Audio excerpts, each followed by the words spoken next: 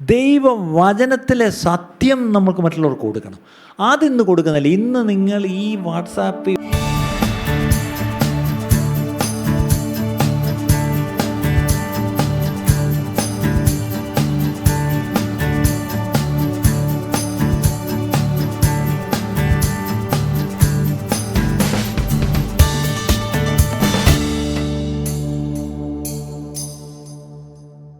കഴിഞ്ഞ ദിവസങ്ങളിൽ നമ്മൾ വളരെ പ്രധാനപ്പെട്ട ദൈവവചനം അതിൻ്റെ ഗൗരവത്തോടു കൂടി നമ്മൾ കേൾക്കുകയും നമ്മളത് ഏറ്റെടുക്കുകയും ചെയ്തുകൊണ്ടിരിക്കുക. പ്രത്യേകിച്ച് നമ്മൾ ഈ കഴിഞ്ഞ ആഴ്ചകൾ അധികം കേട്ടൊരു വാക്കാണ്, ദൈവം നമ്മളെ കാവൽക്കാരായി നിർത്തിയിരിക്കുന്നു. God has appointed us as watchman. ഈ കാവൽക്കാരാക്കി ദൈവം എന്നെ ഞങ്ങളെ നിർത്തിയിരിക്കുന്നു പറയുമ്പോൾ അതിൻ്റെ അർത്ഥം എന്താണ്? പെട്ടെന്ന് നമ്മുടെ മനസ്സിലേക്ക് വരുന്ന ചിന്ത എന്താണ്? ഒരു യൂണിഫോം ഇട്ട ഒരു സെക്യൂരിറ്റി ഗാർഡിൻ്റെ വേഷമാണോ? അതോ ഒരു ബോർഡർ സെക്യൂരിറ്റി ഫോഴ്സ്? അവർ ദേശത്തിന് കാവൽക്കാരെന്ന് പറഞ്ഞപ്പം ശരിക്കും നമ്മുടെ ദേശത്തിന് കാവൽ കാക്കുന്ന BSF ആണ്, അല്ലെങ്കിൽ നമ്മുടെ പട്ടാളമുണ്ട്. നല്ലോണം ഓർക്കുക, ദേശത്തിൻ്റെ മാത്രമല്ല, നമ്മൾ താമസിക്കുന്ന പട്ടണത്തിൻ്റെയും നമ്മളെ ആക്കിയിരിക്കുന്ന നമ്മുടെ കുടുംബങ്ങളുടെയും നമ്മളെ ആക്കിയിരിക്കുന്ന ദൈവസഭയിലുമെല്ലാം ദൈവം നമ്മളെ കാവൽക്കാരാക്കി വെച്ചിരിക്കുന്നു എന്ന് തന്നെയാണ് ബൈബിൾ പറയുന്നത്. ഒന്നിട്ട് വാക്യങ്ങൾ നമുക്കൊന്ന് വായിക്കാം. Ezekiel 3:17, എസേക്കിയേൽ 3:17, Ezekiel 3:17. മനുഷ്യപുത്ര, ഞാൻ നിന്നെ ഇസ്രായേൽ ഗൃഹത്തിന് കാവൽക്കാരനാക്കിയിരിക്കുന്നു. ഞാൻ നിന്നെ ഇസ്രായേൽ ഗൃഹത്തിന് കാവൽക്കാരനാക്കിയിരിക്കുന്നു.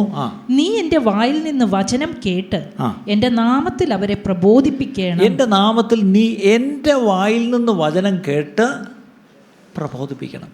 കാവൽക്കാരൻ എന്തിനാ പ്രബോധിപ്പിക്കുന്നത്? കാവൽക്കാരൻ കാവൽ കാത്താൽ പോരെ, അല്ലേ? പക്ഷെ ഇവിടെ പറഞ്ഞിരിക്കുന്നത്, watchman you have to first of all hear from me. എന്നിൽ നിന്ന് കേൾക്കണം. നിനക്ക് തോന്നിയതൊന്നും പറയരുത്. എന്നിൽ നിന്ന് കേട്ട് നീ എന്ത് ചെയ്യണം? എൻ്റെ നാമത്തിൽ അവരെ പ്രബോധിപ്പിക്കണം. You have to exhort them in my name. ദൈവനാമത്തിൽ നമ്മൾ മറ്റുള്ളവരോട് പറയണം. അതേ എസ്കേൽ 33:7 മുതൽ 9 വരെ വായിച്ച്. എസേക്കിയേൽ 33:7-9, എസ്കേൽ 33:7 മുതൽ 9 വരെ. അതുപോലെ മനുഷ്യപുത്ര, ഞാൻ നിന്നെ ഇസ്രായേൽ ഗൃഹത്തിന് കാവൽക്കാരനാക്കി. അതേ വാക്യം തന്നെയാണെന്ന് തോന്നും, പക്ഷെ വ്യത്യാസമുണ്ട്. നീ എൻ്റെ വായിൽ നിന്ന് വചനം കേട്ട് എൻ്റെ നാമത്തിൽ അവരെ ഓർമ്മപ്പെടുത്തണം. എൻ്റെ നാമത്തിൽ അവരെ ഓർമ്മപ്പെടുത്തണം. നേരത്തെ പ്രബോധിപ്പിക്കണമെന്ന് പറഞ്ഞു, ഇപ്പം എന്ത് പറയുന്നു? ഓർമ്മപ്പെടുത്തണം. ഇംഗ്ലീഷിൽ you have to warn them, you have to issue an warning എന്ന. ആദ്യം ഒന്ന് പറഞ്ഞു, കേട്ടില്ലെങ്കിൽ എന്ത് ചെയ്യണം? ഓർപ്പിക്കണം. അതിൻ്റെ അടുത്ത വാക്യം വായിച്ചേ. ഞാൻ ദുഷ്ടനോട് ദുഷ്ടാ നീ മരിക്കുമെന്ന് കൽപ്പിക്കുമ്പോൾ. അത് മലയാളത്തിൽ മാത്രം മതിയേ. ഞാൻ ദുഷ്ടനോട് ദുഷ്ടാ നീ മരിക്കുമെന്ന് കൽപ്പിക്കുമ്പോൾ ദുഷ്ടൻ തന്റെ വഴി വിട്ടു തിരിവാൻ കരുതിക്കൊള്ളത്തക്കവണ്ണം നീ അവനെ പ്രബോധിപ്പിക്കാതെ. കണ്ടോ, നീ പ്രബോധിപ്പിക്കുമ്പം അതൊരു ദുഷ്ടനോടാണെങ്കിലും ശരി, അവൻ എന്ത് ചെയ്യും? അവൻ്റെ വഴി വിട്ട് തിരിയുവാൻ അവൻ കരുതിക്കൊള്ളത്തക്കവണ്ണം നീ അവനെ പ്രബോധിപ്പിക്കാതിരുന്നാൽ. അതിൻ്റെ അർത്ഥം നമ്മൾ ചുമ്മാ അങ്ങ് പറഞ്ഞു വിട്ടാൽ പോരാ. നമ്മളൊരു കാര്യം പറയുമ്പം അത് കേട്ടിട്ട് അവൻ്റെ വഴി അവൻ വിട്ട് തിരിയണം. ആ തരത്തിൽ വേണം പ്രബോധിപ്പിക്കാൻ. ഞാൻ അതിലേക്ക് വരാം. ഇന്നത്തെ നമ്മുടെ ഏറ്റവും വലിയ പ്രശ്നം ആ ഒരു തരത്തിലുള്ളൊരു കൺഫ്രണ്ടേഷൻ ഇല്ല. ഒരു കൺഫ്രണ്ടിങ് വിത്ത് ദ ഗോസ്പൽ എന്ന് പറയുന്നത് നമ്മളൊന്നും അത് ചെയ്യാറില്ല. നമ്മളത് വളരെ ഡീസൻ്റാണ്. നമ്മളൊന്നാമത് ഈ പൊളിറ്റിക്കലി കറക്റ്റ്നെസ് എന്നൊക്കെ നോക്കി നമ്മൾ വളരെ ഡീസൻ്റായിട്ടേ ഇത് അവതരിപ്പിക്കത്തുള്ളൂ. ആരെയും ഒഫൻഡ് ചെയ്യാതെ, ആരെയും പിണക്കാതെ, ഈ പറഞ്ഞ പോലെ അല്ലേ, നമ്മളൊരു വളരെ ഡീസൻ്റായിട്ടാണ് ഇന്ന് നമ്മൾ സുവിശേഷം പോലും പറയുന്നത്. പക്ഷേ ഇവിടെ അങ്ങനെയല്ല പറയുന്നത്. ഒരു ദുഷ്ടനോടാണ് നീ പറയുന്നതെങ്കിൽ അവനവൻ്റെ വഴി വിട്ടുതിരിയാൻ കരുതിക്കൊള്ളത്തക്കവണ്ണം നീ അവനെ പ്രബോധിപ്പിക്കാതെ ഇരുന്നാൽ ദുഷ്ടൻ തൻ്റെ അകൃത്യ നിമിത്തം മരിക്കും. ദുഷ്ടൻ എന്തായാലും മരിക്കും. കാര്യം അവൻ മനം തിരിയുന്നില്ല. അപ്പോൾ അവൻ്റെ അകൃത്യ നിമിത്തം അവൻ മരിക്കും. അവൻ്റെ രക്തമോ ഞാൻ നിന്നോട് ചോദിക്കും. അയ്യോ, ഇപ്പം മനസ്സിലായോ? ഞാൻ ചെന്ന് പറഞ്ഞ് അങ്ങനെ നമ്മളെല്ലാം ഇങ്ങനെ സമാധാനിച്ചിരിക്കുന്നു. ഞാൻ പറഞ്ഞല്ലോ, ഞാൻ ട്രാക്റ്റ് കൊടുത്തിട്ടുണ്ട്, ഞാൻ പാസ്റ്റർ ഒരിക്കൽ ഞാൻ യൂട്യൂബ് പ്രസംഗം അങ്ങോട്ട് അയച്ചു കൊടുത്തു. അതൊന്നുമല്ല. അവൻ മാനസാന്തരപ്പെടുന്ന തരത്തിൽ നീ അവനെ ഓർമ്മിപ്പിക്കണം, പ്രബോധിപ്പിക്കണം. You need to continuously keep doing it. അപ്പോൾ നോക്കണേ, ഇനി കാട്ടുകാരത്തിന് അവനെങ്ങാനും പോയി തട്ടിപ്പോയാൽ എന്തു ചെയ്യും? കേസ് നമുക്കെതിരെ വരുമെന്ന്. അങ്ങനെ ആലോചിച്ച് നോക്ക്. അടുത്ത വാക്യം, എന്നാൽ ദുഷ്ടൻ തൻ്റെ വഴി വിട്ട് തിരിയേണ്ടതിന് നീ അവനെ ഓർമ്മപ്പെടുത്തിയിട്ടും. ശരി, നീ അവൻ വഴി വിട്ട് തിരിയേണ്ടതിന് ഞാൻ വീണ്ടും എന്ത് ചെയ്തു? ഓർമ്മപ്പെടുത്തിയിട്ടും അവൻ തൻ്റെ വഴി വിട്ട് തിരിയാഞ്ഞാൽ അവൻ തൻ്റെ അകൃത്യ നിമിത്തം രണ്ടായാലും അവൻ മരിക്കും. പക്ഷെ ഇപ്പോഴോ, നീയോ എൻ്റെ പ്രാണനെ നീ രക്ഷപ്പെട്ടു, നിനക്ക് കേസില്ല. ഇനി പറഞ്ഞേ, കേസുള്ളവരൊക്കെ ഒന്ന് കൈപോക്കിക്കേ. നമ്മൾ ഇതിനോടൊക്കെ എത്ര ദുഷ്ടന്മാർ മാനസാന്തരപ്പെടുത്തിയിട്ടുണ്ട്. തിരിഞ്ഞ് ഭർത്താവിനെ ഒന്നും നോക്കണ്ട. ദുഷ്ടാ പറഞ്ഞില്ലേ എത്ര നാളായിട്ടൊന്ന് മാനസാന്തരപ്പെടണം. ഭർത്താവല്ല ദുഷ്ടൻ. ഇപ്പം ചില ഭാര്യമാർ ചിന്തിക്കുക, ഇന്ന് ആ ദുഷ്ടനൊന്ന് വന്ന് ഇതൊന്ന് കേട്ടിരുന്നെങ്കിൽ അല്ലേ, ആ വീട്ടിൽ ചെന്നിട്ട് ഞാൻ ഓൺലൈൻ കേൾപ്പിക്കാം. ഇതായി പ്രശ്നം. പറയാതിരുന്നാൽ ആ രക്തം നിന്നോട് ചോദിക്കും. പക്ഷേ പറയുക മാത്രമല്ല, വീണ്ടും ഓർമ്മിപ്പിച്ചോ, ഓക്കെ, എന്നിട്ടും അവൻ കേട്ടില്ലേ, മരിക്കട്ടെ, പക്ഷെ നീ രക്ഷപ്പെട്ടു. ഇനി പറ. ഇതാണ് വാച്ച്മാനോട് പറയുന്നത്. ഇങ്ങനെയുള്ള കാവൽക്കാരാക്കിയാണ് ദൈവം നമ്മളെ നിർത്തിയിരിക്കുന്നത്. നമ്മൾ ഗൗരവത്തോടെ ഈ വിഷയം എടുക്കണം. നമ്മുടെ appointment, take it serious. He has appointed us as watchman, അല്ലേ? വാച്ച്മാൻ ഓൺ ദ വാൾ എന്നാണ് എഴുതിയിരിക്കുന്നത്. യെശയ്യാ 62:6, ഐസയ 62:6. യെശയ്യാ 62:6 എന്താ പറഞ്ഞിരിക്കുന്നത്? യെരൂശലേമേ, ഞാൻ നിൻ്റെ മതിലുകളിന്മേൽ ഞാൻ നിന്റെ മതിലുകളിന്മേൽ കാവൽക്കാരെ ആക്കിയിരിക്കുന്നു. അവർ രാവോ പകലോ ഒരിക്കലും മിണ്ടാതിരിക്കുക. കണ്ടോ, രാവോ പകലോ മിണ്ടാതിരിക്കരുത്. നമ്മൾ പറയും കാവൽ കാത്താൽ പോരെ, എന്തിനായി മിണ്ടുന്നത്? ഞങ്ങളുടെയൊക്കെ ഫ്ലാറ്റിൽ സെക്യൂരിറ്റി ഉണ്ടായിരുന്നു, അയാൾ ഇങ്ങനെ മിണ്ടിക്കൊണ്ടിരിക്കുവാന്ന്. അയാൾ കാവൽ കാക്കുന്നു നമ്മൾ പറയുന്നത്. പക്ഷേ ഈ പറയുന്ന കാവൽക്കാർ നമ്മളെ ഏൽപ്പിച്ചിരിക്കുന്നത് മിണ്ടാൻ തന്നെയാണ്. നമ്മൾ വാ തുറന്ന് ദൈവത്തിൽ നിന്ന് കേട്ടത് മാത്രമേ മിണ്ടാവൂ. നിങ്ങൾക്ക് തോന്നിയതെല്ലാം മിണ്ടിക്കളയരുത്. അതായി പ്രശ്നം. പല ഭാര്യമാരും ആവശ്യമുള്ളതും ഇല്ലാത്തതും എല്ലാം കൂടെ മിണ്ടി അയാളെ വെറുപ്പിച്ച് അയാളെ ഓടിച്ചു വിട്ടു. അതിൻ്റെ രക്തം തീർച്ചയായിട്ടും ചോദിക്കും നിങ്ങളോട്, ഉറപ്പാണ്. കാര്യം അയാളെ ഓടിച്ചു വിട്ടതിൻ്റെ ഒരു കുറ്റവും കൂടെ ഉണ്ട്.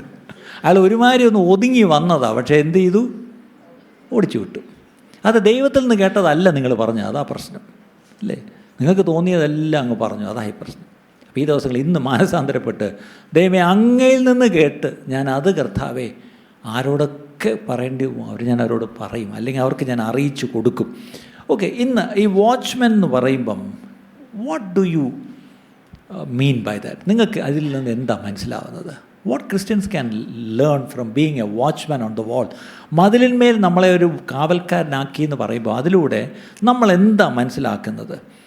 നമുക്ക് ഒരു 7 പോയിൻ്റ് ഉണ്ട്, ഒന്ന് ശ്രദ്ധിച്ച് കേൾക്കുക. കുറിച്ചെടുക്കുന്നവർക്ക് കുറിച്ചെടുക്കാം, കുഴപ്പമില്ല. First of all, what should A watchman do or how should A watchman B? എങ്ങനെ ആയിരിക്കണം ഒരു വാച്ച്മാൻ, അല്ലെങ്കിൽ ആ വാച്ച്മാൻ, ആ കാവൽക്കാരൻ എന്തൊക്കെ ചെയ്യണം, അവൻ്റെ ക്വാളിറ്റീസ് എന്തൊക്കെയാണെന്ന് ചോദിച്ചാൽ, number 1, vigilance and alertness. Vigilance എന്ന് പറഞ്ഞാൽ നമ്മുടെ മനസ്സിൽ എന്താ പറയുക? കേരള പോലീസിൻ്റെ വിജിലൻസ് ഡിപ്പാർട്ട്മെൻറ്റ് അല്ല. നമ്മൾ ഓരോരുത്തരും we had to be vigilant. എന്താണ്? ജാഗ്രതയുള്ളവരായിരിക്കണം, ജാഗരൂകരായിരിക്കണം. 2, അലേർട്ട്, ഉണർന്നിരിക്കണം, അല്ലേ? തീർച്ചയായിട്ടും ഒരു വാച്ച്മാനെ സംബന്ധിച്ചോളം പൊട്ടൻഷ്യൽ ത്രെറ്റ്സ്, ഏത് സമയത്തും ഒരു അപകടം വരാം, ഏത് സമയത്തും ഒരു ദുരന്തം ഉണ്ടാവാം. അപ്പോൾ എന്ത് ചെയ്യണം? വളരെ spiritually you need to be vigilant and watchful, അല്ലേ? നമ്മൾ ആത്മീയമായിട്ട് നമ്മൾ വളരെ ജാഗ്രതയുള്ളവരും വളരെ ഉണർവുള്ളവരുമായിരിക്കണം. കാരണം ഏത് സമയത്തും ശത്രു വരാം, ഏത് സമയത്തും, അല്ലേ, ഒരു ദുരന്തം ഉണ്ടാവാം. ഒരു മുന്നറിയിപ്പ് മുൻകൂട്ടി കൊടുക്കേണ്ടവരാണ് നമ്മളെങ്കിൽ അത് നമ്മൾ അത്രയും സ്പിരിച്വലി നമ്മൾ വാച്ച്ഫുൾ ആവണം. ഇനി എന്തിനൊക്കെ എതിരെ നമ്മൾ വാച്ച്ഫുൾ ആവണമെന്ന് ചോദിച്ചാൽ 3 കാര്യങ്ങൾ പറയാം. We should be watchful, we should be so alert against influences. നമ്മുടെ മേൽ പല സ്വാധീനങ്ങളുണ്ടാവും, ശരിയല്ലേ? ഇന്നത്തെ നമ്മുടെ ചെറുപ്പക്കാരുടെ മേൽ ആലോചിച്ച് നോക്കി, എന്തുമാത്രം സ്വാധീനങ്ങളാണ് അവർ നേരിടേണ്ടി വരുന്നത്. അവരുടെ പിയേഴ്സ്, അവരുടെ ഫ്രണ്ട്സ്, അവർ ആയിരിക്കുന്ന അവരുടെ ക്യാമ്പസിൽ പ്രത്യേകിച്ച്, അതെല്ലാം ഒത്തിരി അവരെ സ്വാധീനിക്കുന്നു. അപ്പോൾ ആ സ്വാധീനങ്ങളിൽ വീഴാതെ അവരെ തന്നെ സൂക്ഷിക്കണമെങ്കിൽ എത്രമാത്രം അവർ അലേർട്ടായിരിക്കണം. ആലോചിച്ച് നോക്കി. യോസേഫിൻ്റെ പ്രശ്നം എന്തായിരുന്നു? താനൊരു വീട്ടിൽ നല്ലൊരു ഒരു ജോലിക്കാരനായിട്ട് പോയി, വീട്ടുകാരന് ഭയങ്കര വിശ്വാസമായി, കാര്യമെല്ലാം പുള്ളി അങ്ങ് ഏൽപ്പിച്ചു. പക്ഷെ അവിടെ ഒരു ചെറിയ പ്രശ്നം, അവിടെ ഒരു സ്വാധീനം, ഒരാൾ സ്വാധീനിക്കാൻ വന്നു. പെട്ടെന്ന് എന്ത് ചെയ്തു? ഇറങ്ങി ഓടേണ്ടി വന്നു, അതിൻ്റെ പേരിൽ ചെന്ന് ജയിലിൽ കിടക്കേണ്ടി വന്നു. അത് വേറെ കാര്യം. ചില സ്വാധീനങ്ങൾ നമ്മൾ വിട്ട് ഓടുക തന്നെ വേണം. When temptation knocks at the door, എന്ത് ചെയ്യണം? രണ്ട് രീതിയിൽ തന്നെ പറയാറുണ്ട്. When temptation knocks at your door, send Jesus to open it. കതവ് തുറക്കാൻ ആരെ അങ്ങോട്ട് വിടണം? നിങ്ങൾ എന്ന് ചിലപ്പം തുറന്നാൽ ശരിയാവത്തില്ല, വീണു പോവും. പക്ഷെ പകരം എന്ത് ചെയ്യണം? യേശുവേ നാട്ടെ പിന്നെയും വന്നു, ഒന്ന് ചെല്ലുമോ എന്ന് പറഞ്ഞ് വിടണമെന്ന് പറയും. അത് തമാശ ആയിരിക്കാം അല്ലേ? രണ്ടാമത്, when temptation comes, don't walk away from it, just run എന്ന് മാത്രമല്ല. ബൈബിളിൽ തിമോത്തിയോസിനാണ് എന്താ പറയുന്നത്? ഫ്ലീ. എന്താണ്? പൊയ്ക്കോണോ, അവിടെ നിന്ന് ഓടിക്കോണോ എന്നാണ്, ഓടി മാറിക്കോണോ എന്നാണ്. അങ്ങനെയെങ്കിൽ ഇൻഫ്ലുവൻസസ്, പലപ്പോഴും സ്വാധീനങ്ങൾ വരും, അതിന് എതിരെ നമ്മൾ ജാഗരൂകരായിരിക്കണം. ഇനി ടെംപ്റ്റേഷൻ, സ്വാധീനങ്ങളുടെ ഇൻഫ്ലുവൻസസ് മാത്രമല്ല, ടെംപ്റ്റേഷൻസ്, പലതരം പ്രലോഭനങ്ങൾ വരും. പ്രത്യേകിച്ച് പിശാചിൻ്റെ ഒരു പേര് തന്നെ എന്താണ്? മലയാളത്തിൽ പരീക്ഷകൻ നടക്കുന്നു, ശരിക്കും പറഞ്ഞാൽ ടെംപ്റ്റർ എന്നാണ്. അതിൻ്റെ അർത്ഥം പരീക്ഷിക്കുന്നവൻ. അപ്പം പരീക്ഷകൾ വരും. ഈ ലോകം നമ്മളെ പരീക്ഷിക്കും, പിശാച് നമ്മളെ പരീക്ഷിക്കും. പിന്നീട് നമ്മുടെ ജഡവും നമ്മളെ എന്ത് ചെയ്യും? നമ്മളെ ടെംപ്റ്റ് ചെയ്യും അല്ലേ? അപ്പം ഇതിൽ നിന്ന് അടുത്ത മൂന്നാമത് ചാലഞ്ചസ്. നമുക്കൊത്തിരി വെല്ലുവിളികളുണ്ട്, ഓർക്കണം. വെല്ലുവിളികളുണ്ട്, അത് വേണേ ഇടാം കേട്ടോ. ഞാൻ ഇന്നലെ നോട്ട്സ് ഇന്നലെ ഇവിടെ പറഞ്ഞപ്പോൾ ഉണ്ടെങ്കിൽ നോട്ട് ചെയ്യുന്നവർക്ക് വേണ്ടി മാത്രം ഒന്ന് കാണിക്കാം. ഓക്കെ, അപ്പോൾ ആദ്യം വിജിലൻസ് ആൻഡ് അലേർട്ട്നെസ് എന്ന് പറഞ്ഞാൽ ഫ്രം വാട്ട്? ഇൻഫ്ലുവൻസസ്, സ്വാധീനങ്ങൾ. From what? ടെംപ്റ്റേഷൻസ്, എന്താണ്? പ്രലോഭനങ്ങൾ. From what? ചാലഞ്ചസ്, വെല്ലുവിളികൾ. ഇത് മൂന്നിനെയും നിങ്ങൾ നോക്കിയിരിക്കണം. Be very alert and vigilant അല്ലേ? അപ്പോൾ ഇവിടെയാണ് ശരിക്കും നമ്മുടെ വിശ്വാസം ഒരു തരത്തിലും കോംപ്രമൈസ് ചെയ്യാൻ ഇടവരാത്ത വണ്ണം നമ്മൾ വളരെ അറ്റൻറ്റീവായിട്ട്, അവേക്കായിട്ട്, we need to guard our hearts. നമ്മുടെ ഹൃദയങ്ങളെ നമ്മൾ സൂക്ഷിക്കണം. എത്ര പേർക്ക് മനസ്സിലായി? അപ്പം നമ്മൾ കാവൽക്കാർ ആദ്യം കാക്കേണ്ടത് ആരെയാ? ഇവിടെയാ കാവൽ കാക്കേണ്ടത്. നമ്മൾ ദുഷ്ടൻ്റെ പുറകെ നടക്കുക. ദുഷ്ടൻ അവിടെ നിൽക്കട്ടെന്ന്. ആദ്യം ഇവിടെ ആദ്യത്തെ ദുഷ്ടൻ ആരാ? ദേ ഇതിനകത്തിരിപ്പുണ്ട്. ഈ ഹൃദയത്തിനകത്താണ് എല്ലാ ദുഷ്ടതയും ഇരിക്കുന്നതെന്നാണ് ബൈബിൾ പറയുന്നത് അല്ലേ? അങ്ങനെയെങ്കിൽ ഈ ഹൃദയത്തെ നമ്മൾ വളരെ ജാഗ്രതയോടെ നമ്മൾ കരുതണം അല്ലേ? From what? Influences, temptations and challenges. ഇത് മൂന്നിൽ നിന്നും നമ്മൾ സൂക്ഷ്മതയോടിരിക്കണം. രണ്ടാമത്തെ point, as a watchman we are responsible for others. എപ്പോഴും ഓർക്കണം, ഒരു സെക്യൂരിറ്റി ഗാർഡിനെ നമ്മളൊരു കെട്ടിടത്തിൽ നിർത്തിയാൽ അവനെഴുതുകൊണ്ട് അവന് വേണ്ടിയാണ് അവൻ കാവൽ കാക്കുന്നത്? അല്ല, അവനവിടെ താമസിക്കുന്ന എല്ലാവർക്കും വേണ്ടിയാണ് അവൻ കാവൽ അവിടെ നിൽക്കുന്നത്. ഇതുപോലെ നമ്മളെ കർത്താവ് കാവൽക്കാരാക്കിയിരിക്കുന്നുവെങ്കിൽ we have a responsibility to warn and protect others. നമ്മൾ മറ്റുള്ളവർക്ക് വാർണിംഗ് കൊടുക്കണം. ഒരു അപകടം വരുന്നെങ്കിൽ ഒരു വാച്ച്മാൻ ഓടിച്ചെന്ന് പറഞ്ഞു, അയ്യോ അങ്ങോട്ട് പോലെ. ഞങ്ങൾ താമസിക്കുന്നൊരു ഫ്ലാറ്റിലാണ്, അവിടെ ആ ബിൽഡിങ്ങിലും വാച്ച്മാനുണ്ട്. എന്തെങ്കിലും അവിടെ ഒരു വിഷയം ഉണ്ടെങ്കിൽ ആ വാച്ച്മാൻ പെട്ടെന്ന് തന്നെ വിളിക്കും, സാർ വണ്ടി ഇറക്കരുത്, ബേസ്മെൻറ്റിലോട്ട് ഇറക്കരുത്, അവിടെ വെള്ളം കിടക്കുക, അങ്ങോട്ട് ഇറക്കരുത്, സാർ ലിഫ്റ്റിൽ കയറരുത്, അതൊരു പ്രശ്നമുണ്ട്, ചിലപ്പം കുടുങ്ങും, സാർ വെള്ളം നാളെ വരത്തില്ല, പിടിച്ചു വയ്ക്കണമേ. അപ്പോൾ ഈ വാർണിംഗ് ഒക്കെ നേരത്തെ എന്തിനാണ് ഈ വാച്ച്മാൻ തരുന്നത് അല്ലേ? അപ്പോൾ അയാൾക്ക് വേണ്ടിയല്ലേ ഇതൊന്നും പറഞ്ഞു, അയാൾ പറഞ്ഞത് മറ്റുള്ളവർക്ക് വേണ്ടിയാണ് അല്ലേ? ഇതുപോലെ നമ്മളെ ദൈവം ആക്കിയിരിക്കുന്ന മറ്റുള്ളവർക്ക് ചിലപ്പം വാർണിംഗ് കൊടുക്കേണ്ടി വരും. വാർണിംഗ് മാത്രമല്ല കൊടുക്കേണ്ടത്, we have a responsibility to protect others also. മറ്റുള്ളവരെയും സംരക്ഷിക്കേണ്ട ഉത്തരവാദിത്വവും നമുക്കുണ്ട്. അതെങ്ങനെ ചെയ്യണമെന്ന് ചോദിച്ചാൽ by caring and nurturing fellow believers. മറ്റ് പ്രത്യേകിച്ച് ഒരു ചർച്ച് കോൺടാക്റ്റിൽ പറഞ്ഞാൽ മറ്റുള്ള വിശ്വാസികളെ എന്ത് ചെയ്യണം? അവരെ കരുതണം. അവരെ കരുതണം. ഞാനിന്ന് രാവിലത്തെ സർവീസിൽ പറഞ്ഞു, നല്ല മഴയായിരുന്നു രാവിലെ, ശ്രദ്ധിച്ചല്ലോ, നല്ല മഴയത്ത് എങ്ങനെ എല്ലാവരും കൂടെ വന്നു പറ്റിയെന്ന് ഞാൻ ചിന്തിച്ചു. പക്ഷേ ആരെങ്കിലും കാറില്ലാതെ, അല്ലെങ്കിൽ ഈ പറഞ്ഞ പോലെ ബസ്സേ കയറി വരുമോ, അല്ലെങ്കിൽ നടന്നു വരുമോ, അല്ലെങ്കിൽ ഈ പറഞ്ഞ പോലെ ഓട്ടോ വരികയൊക്കെ ചെയ്യുകയാണെങ്കിൽ നിങ്ങൾ തിരിച്ചു പോകുമ്പോൾ ഞാൻ കാറുകാരോടെല്ലാം പറഞ്ഞു, ദയവായി മേക്ക് ഷുവർ ഒരാൾ പോലും നടന്നു പോകുന്നില്ല, അല്ലെങ്കിൽ ബസ് സ്റ്റോപ്പിൽ നിൽക്കുന്ന കണ്ടാൽ വണ്ടി നിർത്തി ആ മഴയ്ക്ക് അടുത്ത് ചെന്ന് അവരെ കയറ്റി, ഞാൻ പോകുന്ന വഴിക്ക് വല്ലതാണെങ്കിൽ ഇറക്കി വിട്ടേക്കാമേ എന്നല്ല പറയേണ്ടത്. എവിടെയാണ് വീട്? അയ്യോ ഞാൻ പോകുന്ന വഴിക്കേ അല്ല, ഇത് നേരെ എതിർ ദിശയിലാണ്. ഓക്കെ, അവിടെയാണ് നമ്മൾ വലിയ കാര്യമായിട്ട് പറയുമല്ല, നിന്നെ ഒരു നാഴിക നടക്കാൻ വിളിച്ചാൽ 2 നാഴിക നടക്കണം. അതെ, നിങ്ങൾ പേരുകൂടൊക്കെയാണ് പോകുന്നത്, പക്ഷേ അയാൾ കഴക്കൂട്ടത്തോട്ടാണ് പോകുന്നത്, കൊണ്ട് വിട്ടേച്ച് പോ അല്ലേ? അതൊക്കെയാണ് ഈ പറഞ്ഞല്ലോ nurturing and caring for other believers. Fellow believers. അത് ചെയ്യണം പ്രിയപ്പെട്ടവരെ. ആ മാതൃകയൊക്കെ നമ്മളൊന്ന് കാണിക്കുക തന്നെ വേണം. അതെങ്ങനെയൊക്കെ ചെയ്യാമെന്ന് ചോദിച്ചാൽ ബൈ എൻകറേജിങ് വൺ അനദർ. നിങ്ങൾ അന്യോന്യം ഒന്ന് ധൈര്യപ്പെടുത്തുന്നതിലൂടെ you are doing the work of a watchman. നിങ്ങൾ നല്ലൊരു കാവൽക്കാരൻ്റെ ജോലി ചെയ്യുക. എങ്ങനെ? ഒരാളെ ധൈര്യപ്പെടുത്തുക, ഒരാളെ ഒന്ന് ബലപ്പെടുത്തുക, ഒന്ന് തോളത്തൊന്ന് കൈവച്ചാൽ മതിയല്ലോ. ഈ പറഞ്ഞാൽ ചിലർക്കൊരു ആശ്വാസമാണ്. ഞാൻ ശ്രദ്ധിക്കുന്നുണ്ട് കേട്ടോ. എന്തു പറ്റി ഈയിടെയായിട്ട് മുഖത്തൊരു സന്തോഷമില്ലല്ലോ? പാരൻ്റ് എന്നെ ശ്രദ്ധിച്ചോ? കൊള്ളാം, എനിക്ക് ചില വിഷയങ്ങളൊക്കെ ഉണ്ട്. എന്തു പറ്റി? എല്ലാം കർത്താവ് നടത്തും. എന്താ പറയാൻ പറ്റുന്നതാണെങ്കിൽ പറഞ്ഞാട്ടെ. ഓക്കെ, അങ്ങോട്ട് മാറി എന്നിട്ട് ഓക്കെ പറഞ്ഞു, കേട്ടു. ഒരു വാക്ക് കയ്യിലോട്ട് പിടിച്ച് ഒരു വാക്ക് പ്രാർത്ഥിച്ചാട്ടെ. അതിനുവേണ്ടി നമുക്ക് സാമ്പാസ്റ്റെടുത്ത് എല്ലാം പ്രാർത്ഥിക്കാൻ, അയ്യോ അതിൻ്റെ ഒന്നും ആവശ്യമില്ല. നമുക്ക് എല്ലാവർക്കും അന്യോന്യം പ്രാർത്ഥിക്കാം, അല്ലേ? അന്യോന്യം പ്രാർത്ഥിക്കാം. അങ്ങനെയൊന്ന് എൻകറേജ് ചെയ്താട്ട്. അത് മാത്രമല്ല, എൻകറേജ്മെൻറ്റ് മാത്രമല്ല, ഓഫറിങ് സപ്പോർട്ട്, അല്ലേ? എന്തെങ്കിലും ഒരു ആവശ്യമുണ്ടോ? തീർച്ചയായിട്ടും ഞാൻ സഹായിക്കാം എന്ന് പറഞ്ഞ് നമ്മൾ ആ സഹായം എന്നുള്ള ഓഫർ ചെയ്യണം പ്രിയപ്പെട്ടവരെ. മാത്രമല്ല ഏറ്റവും വലിയ കാര്യം, ഈ മറ്റുള്ളവരുടെ ഉത്തരവാദിത്വം, you need to share the truth of God's word. ഇതാണ് ഏറ്റവും പ്രധാനപ്പെട്ടൊരു കാര്യം. ദൈവവചനത്തിലെ സത്യം നമുക്ക് മറ്റുള്ളവർക്ക് കൊടുക്കണം. അതിന്ന് കൊടുക്കുന്നില്ല. ഇന്ന് നിങ്ങൾ ഈ വാട്സാപ്പിൽ വരുന്നത് അങ്ങോട്ടും ഇങ്ങോട്ടും ഇട്ട് തട്ടുന്നതല്ലാതെ, നിങ്ങളൊരു വചനം എടുത്തിട്ട് നിങ്ങൾക്ക് കിട്ടിയൊരു വചനം എല്ലാവരും അയച്ചതിനടുത്ത് അങ്ങോട്ടും ഇങ്ങോട്ടും ഇട്ട് പോസ്റ്റ് ചെയ്യരുത്.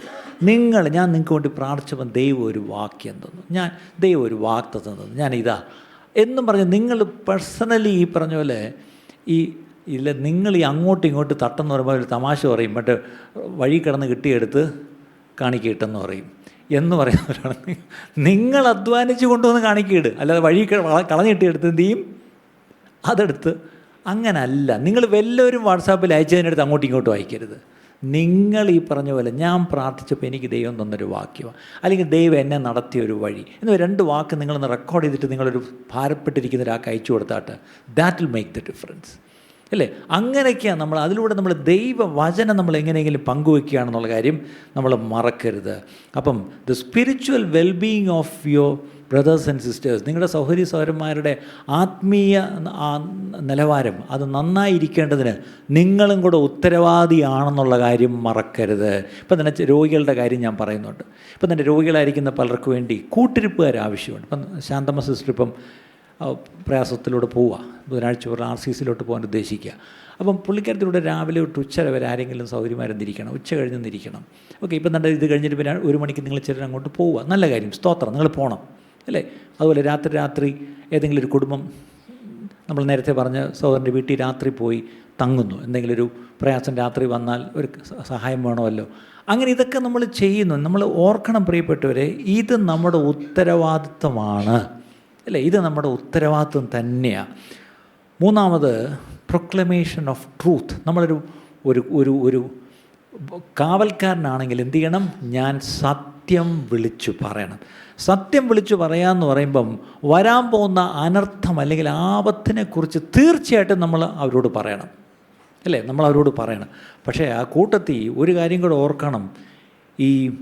നമ്മൾ ഏറ്റവും പറയേണ്ട ഒരു വലിയ സത്യം എന്താണെന്നറിയാം? കർത്താവായ യേശു ക്രിസ്തു വീണ്ടും വരുന്നു. ഇത് നമ്മൾ പറയണം, അല്ലേ? ഇന്ന് എനിക്കൊരു ചെറിയ സങ്കടമുള്ളത്, ഈ സോഷ്യൽ മീഡിയയൊക്കെ ഒന്ന് ശ്രദ്ധിക്കുമ്പം നിങ്ങൾ പലരും ഈ കർത്താവ് വരുന്നതിനെക്കാട്ടിലും നിങ്ങളിപ്പം പറയുന്നത് ആരുടെ വരവാണെന്നറിയാമോ? അന്തിക്രിസ്തു വരും, അതിൻ്റെ ലക്ഷണമാണ്. നിങ്ങൾ നോക്കിക്കോ, അതാണ്ട് ഇപ്പം സമാധാനം എന്നൊക്കെ അവിടെ പറയുന്നു. ഇതൊക്കെ പറയുമ്പോൾ നിങ്ങൾ ഓർത്തണം, ഗർഭിണിക്ക് പ്രസവവേദന വരുന്ന പോലെയാണ്. ഇപ്പം നോക്കി ഇതൊക്കെ നിങ്ങൾ ഈ മിഡിൽ ഈസ്റ്റിലെ കാര്യം, ഇസ്രായേലിലെ കാര്യമൊക്കെ പറയുമ്പോൾ നിങ്ങളുടെ ഒരു ആവേശവും ഇല്ലാത്ത പൊട്ട അറിവെല്ലാം അവിടെ നിന്ന് ഇവിടെ നിന്നൊക്കെ ശേഖരിച്ച് എന്തൊക്കെയാണ് നിങ്ങൾ വിളമ്പുന്നത്? ഞാൻ ചോദിച്ചോട്ടെ, ഇസ്രായേലിനെ പറ്റി എല്ലാവരോടും പ്രസംഗിക്കാനൊന്നും നമ്മളെ ഏൽപ്പിച്ചിട്ടില്ല. അതൊക്കെ ലോക സംഭവങ്ങൾ അതൊക്കെ നടക്കും. പക്ഷേ അതെല്ലാം ചൂണ്ടുന്നത് ഒരു കാര്യത്തിലേക്കാണ്, കർത്താവ് യേശു ക്രിസ്തുവിൻ്റെ വരവിലേക്കാണ്, അല്ലേ? അത് ശരിയാണ്. കാരണം കർത്താവിന് വരവിന് മുമ്പുള്ള അടയാളങ്ങളിൽ ലക്ഷണങ്ങളിൽ പെടുന്നതാണ് അതൊക്കെ. പക്ഷേ അവിടെയൊക്കെ നമ്മൾ പറയേണ്ടത് അന്തിക്രിസ്തുവിൻ്റെ വരവല്ല നമ്മൾ പറയേണ്ടത്, നമ്മൾ യേശുവിൻ്റെ വരവിനെ പറ്റി പറയണം. എന്താണ് യേശുവിൻ്റെ വരവിനെ പറ്റി നമ്മൾ പറയുന്നുണ്ടോ? Are you telling about the imminent return of Christ? നിങ്ങൾ ആരോടെങ്കിലും യേശുവിൻ്റെ വരവിനെ പറ്റി ഏറ്റവും ഒടുവിലായിട്ട് പറഞ്ഞിട്ട് എത്ര ആളായി? ഒന്നാമത്തെ കാര്യം, നമ്മുടെ അജണ്ടയെ പോലും കർത്താവിൻ്റെ വരവില്ല, പിന്നല്ലേ ഇത് മറ്റുള്ളവരോട് പറയുന്നത്. ഇന്ന് ഒരു തീരുമാനം എടുക്കണം. കർത്താവേ, എന്നെ സംബന്ധിച്ചോളം എൻ്റെ മണവാളൻ വരും, അല്ലേ, എത്രയും പെട്ടെന്ന് വരും, നിനയാത്ത നാഴികയിൽ വരും.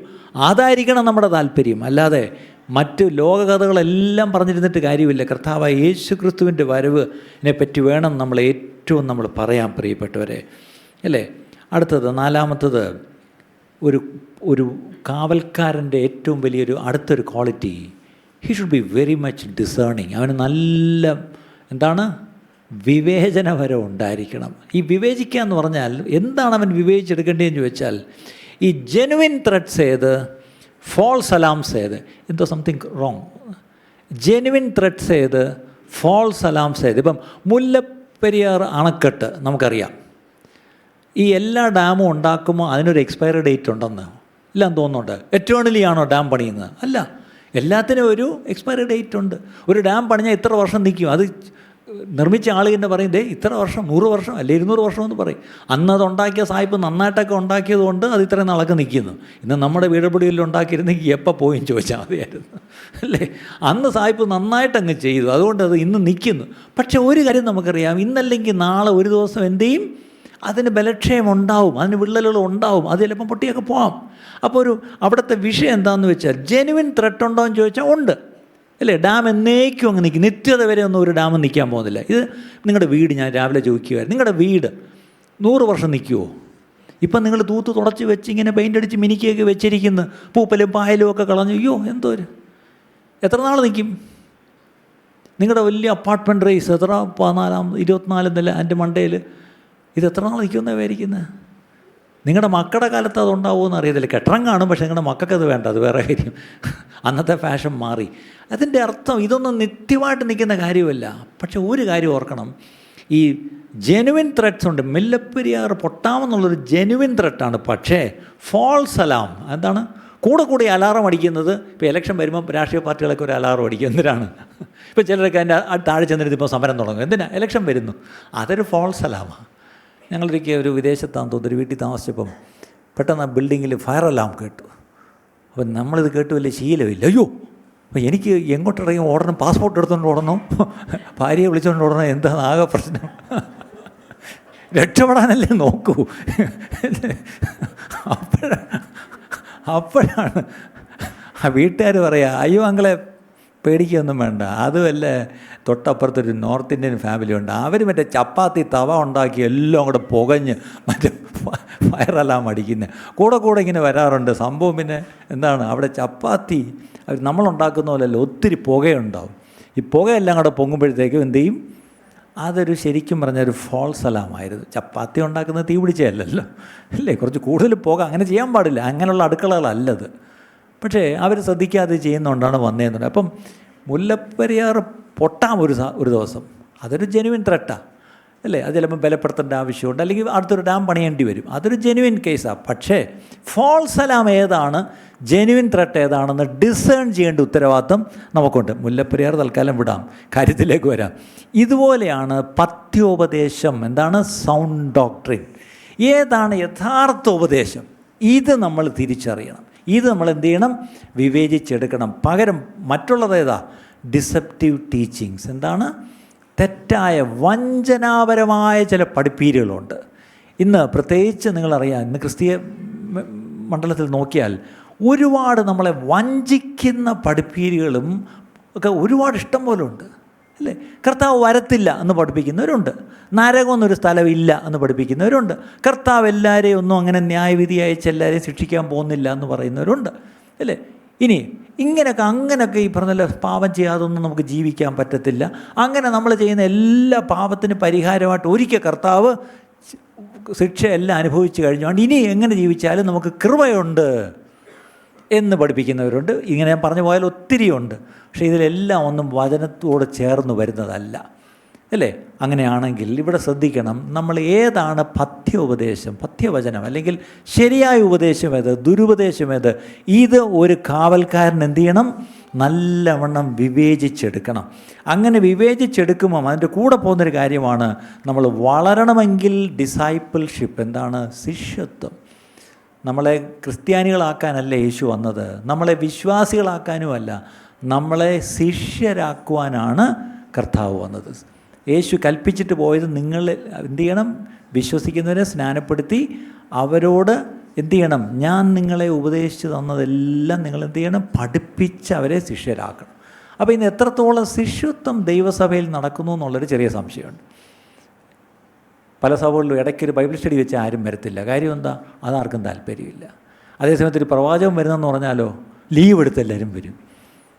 ഇതാണൊരു പ്രശ്നം. ഇത് പല സഭകളിലും പല മാസ്റ്റർമാരും പറയുന്ന സങ്കടമാണ്. അപ്പം ദൈവവചനം പഠിച്ച് ക്രമമായി പഠിച്ച് ഒരു ശിഷ്യത്വത്തിലേക്ക് വരണമെന്ന് പറഞ്ഞാൽ അതെല്ലാവർക്കും വലിയ താല്പര്യമുള്ള കാര്യമല്ല. പക്ഷേ ഒരു കാവൽക്കാരൻ തീർച്ചയായിട്ടും എവിടെയാണൊരു ദുരുപദേശം കേട്ടാൽ പെട്ടെന്നൊരു വാർണിംഗ് ബെൽ, ഒരു അലാം അവിടെ സൗണ്ട് ചെയ്യണം. അയ്യോ നോ നോ നോ നോ, അത് ശരിയല്ല, അത് വചനമല്ല, അങ്ങനെ ദൈവവചനം അങ്ങനെയല്ല പറയുന്നത്, തെറ്റാണ് എന്ന് തന്നെ പറഞ്ഞ് തിരുത്താൻ നമ്മൾ പഠിക്കണം പ്രിയപ്പെട്ടവരെ. 5-ാമത്തെ വിഷയം പ്രേയർ ആൻഡ് ഇൻ്റർസെഷൻ. എന്താണ്? പ്രാർത്ഥനയും മധ്യസ്ഥതയും. ഒരു കാവൽക്കാരൻ ചെയ്യേണ്ട ഒരു പ്രധാനപ്പെട്ടൊരു കാര്യമാണ്. എന്ത് ചെയ്യണം? അവൻ അവിടെ നല്ലൊരു പദമായിട്ട് ഞങ്ങൾ എഴുതി, പ്രേയർഫുൾ ഒബ്സർവേഷൻ. അതിൻ്റെ അർത്ഥം എന്താ? നിങ്ങളൊരു കാവൽക്കാരനാണെങ്കിൽ, ഞാൻ രാവിലത്തെ സർവീസിൽ പറഞ്ഞു, നമ്മുടെ ബഹുമാനപ്പെട്ട പ്രധാനമന്ത്രിയെ കണ്ടുള്ള എത്ര പേരുണ്ട്? ടി വിയിലെങ്കിലും കണ്ടുണ്ടല്ലോ അല്ലേ? ഇനി നിങ്ങൾ അദ്ദേഹത്തെ കാണുമ്പം അദ്ദേഹത്തിൻ്റെ സാധനം മാത്രം ഇങ്ങനെ കണ്ടും കേട്ടുമിരിക്കേണ്ട. അദ്ദേഹത്തിൻ്റെ പുറയിൽ 2 തടിയന്മാർ നിൽപ്പുണ്ട്. നല്ല പേഴ്സണാലിറ്റിയുള്ള 6 അടി പൊക്കും, അതിനൊത്ത തടിയും നല്ല കറുത്ത സഫാരി സൂട്ടും കറുത്ത കണ്ണടയും വെച്ച് അമ്മമാരിങ്ങനെ നിൽക്കും. നിങ്ങൾ എന്നെങ്കിലും നമ്മുടെ ബഹുമാനപ്പെട്ട പ്രധാനമന്ത്രിയുടെ പുറയിൽ നിൽക്കുന്ന ആ കറുത്ത, അവരെ വിളിക്കുന്ന SPG കമാൻഡോസ് ആണ്, സ്പെഷ്യൽ പ്രൊട്ടക്ഷൻ ഗ്രൂപ്പ് കമാൻഡോസാണ്. ഇദ്ദേഹത്തിൻ്റെ സംരക്ഷണം മുഴുവൻ അവരുടെ ഉത്തരവാദിത്വമാണ്. അവരിപ്പം നിങ്ങൾ പ്രധാനമന്ത്രിയെ സൂക്ഷിച്ച് നോക്കുമ്പോൾ തൊട്ട് പുറകെ നിൽക്കുന്നിടത്തെ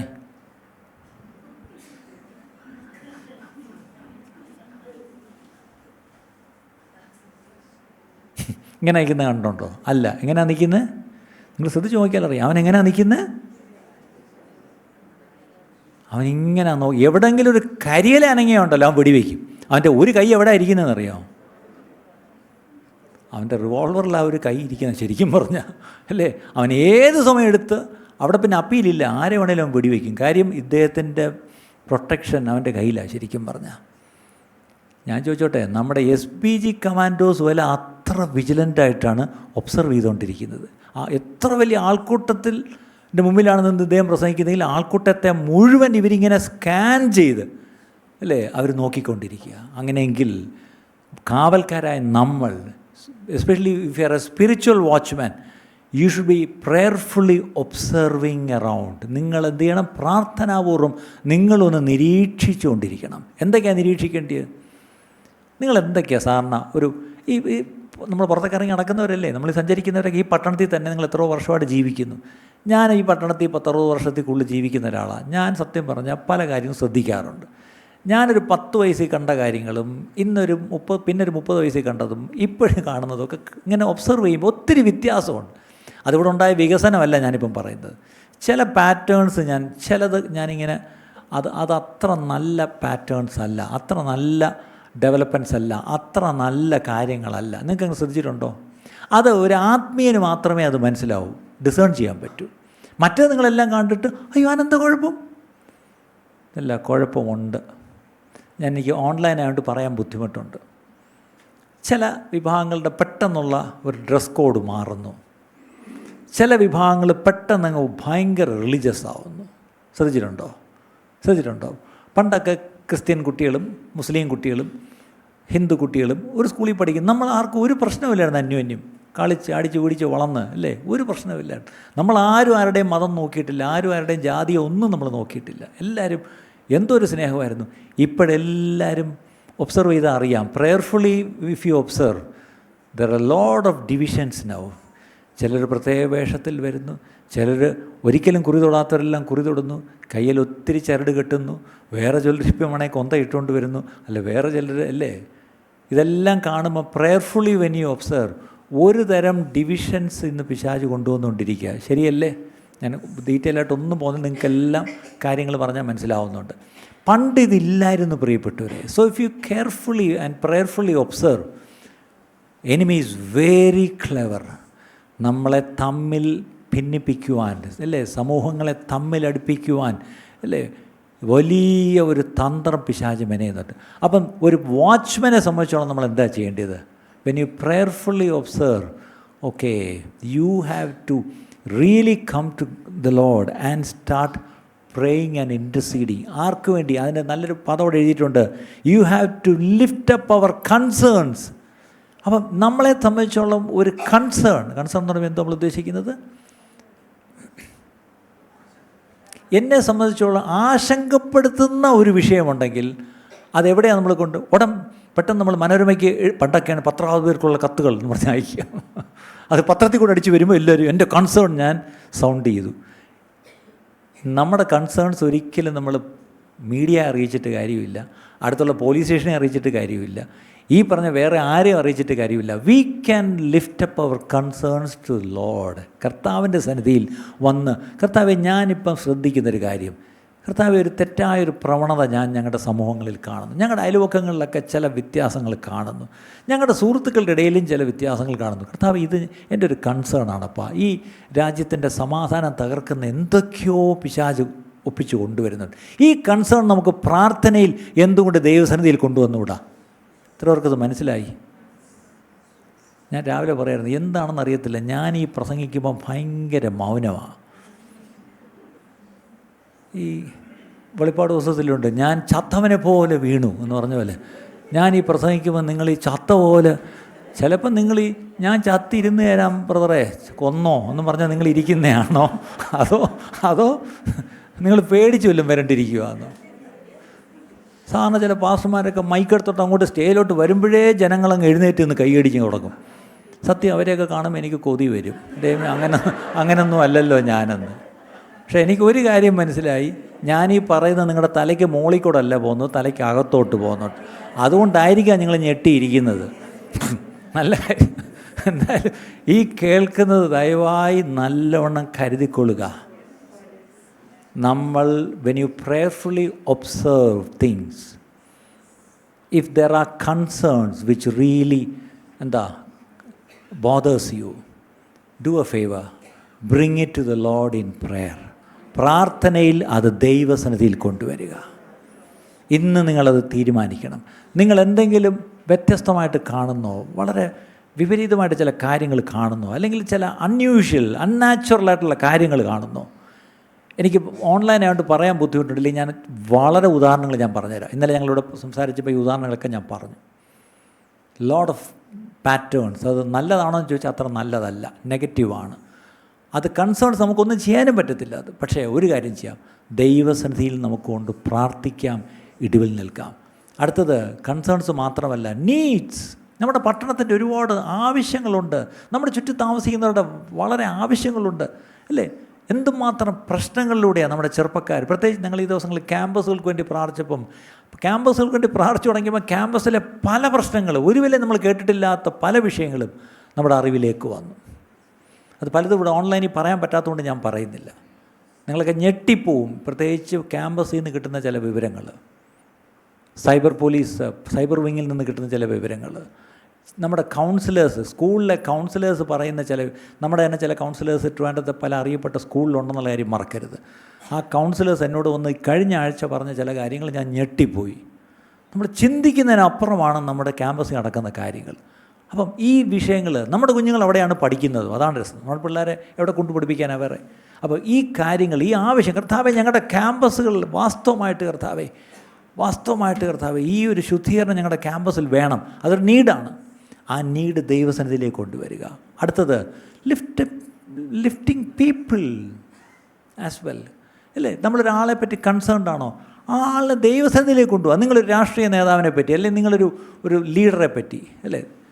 ഇപ്പോൾ മുഖ്യമന്ത്രിയെ പറ്റി എല്ലാവരും കുറ്റം പറയും. ഞാൻ ചോദിച്ചോട്ടെ, അങ്ങനെ എപ്പോഴെങ്കിലും നിങ്ങൾ ദൈവസന്നിധിയിൽ അയാളെ ഒന്ന് കൊണ്ടുവന്നിട്ടുണ്ടോ? നിങ്ങൾ പാപമാണ് ചെയ്യുന്നത്. എന്താ പാപമെന്നറിയാമോ? എന്തോ പൗലോസ് തിമോഥെയോസിനോട് പറയുന്നേ? ഫസ്റ്റ് ഓഫ് ഓൾ, ഒന്നാമത് ആർക്ക് വേണ്ടി പ്രാർത്ഥിക്കണം? രാജാക്കന്മാർക്ക് വേണ്ടി. എൻ്റെ അർത്ഥം ഇന്ന് രാജാവൊന്നുമില്ല. ആരാ? നമ്മുടെ ബഹുമാനപ്പെട്ട മുഖ്യമന്ത്രി. അയാളെ വേറെ ഇരട്ടപ്പേരിട്ട് വിളിച്ചാൽ നിങ്ങൾ അതിനും അവിടെ കൊണ്ട് കണക്ക് പറയേണ്ടി വരും. ഞാൻ ഗൗരവമായിട്ട് പറയാം, അദ്ദേഹത്തെ ഇരട്ടപ്പേരിട്ട് വിളിക്കാൻ ആര് നമുക്ക് അവകാശം തന്നു? ഇത് പറയുമ്പോൾ ഞാൻ DYFIക്കാരനൊന്നും അല്ല കേട്ടോ, പണ്ട് സ്കൂളിൽ SFI അല്ലായിരുന്നു. പക്ഷേ അവർ സത്യം പറയുന്നതാണ്. നമ്മൾ ജാതികളെപ്പോലെ മറ്റു മനുഷ്യരെ പോലെ നമ്മൾ പെരുമാറരുത് പ്രിയപ്പെട്ടവരെ, അല്ലേ?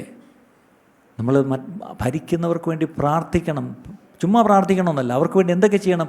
അവർക്ക് വേണ്ടി supplication, prayer, thanks giving, intercession. 4 കാര്യങ്ങളാണ്. ഭരിക്കുന്നവർക്ക് എന്തൊക്കെ ചെയ്യണം? ആ വാക്യം എടുത്തേ. തിമോഥെയോസിന്റെ ലേഖനത്തിൽ ആ വാക്യമുണ്ട്. എന്ത് ചെയ്യണം? വിശേഷാൽ രാജാക്കന്മാർക്കും സകല അധികാരസ്ഥന്മാർക്കും വേണ്ടി യാചനയും. ഒന്ന് എന്ത് ചെയ്യണം? യാചന എന്ന് പറഞ്ഞാൽ എന്തു എൻ്റെ അർത്ഥം? സപ്ലിക്കേഷൻ. എന്ത് ചെയ്യണം? ദൈവസന്നിധിയിൽ അവർക്ക് വേണ്ടി പോയി യാചിക്കണം. നമ്മുടെ ബഹുമാനപ്പെട്ട മുഖ്യമന്ത്രിക്ക് വേണ്ടി എന്ത് ചെയ്യണം?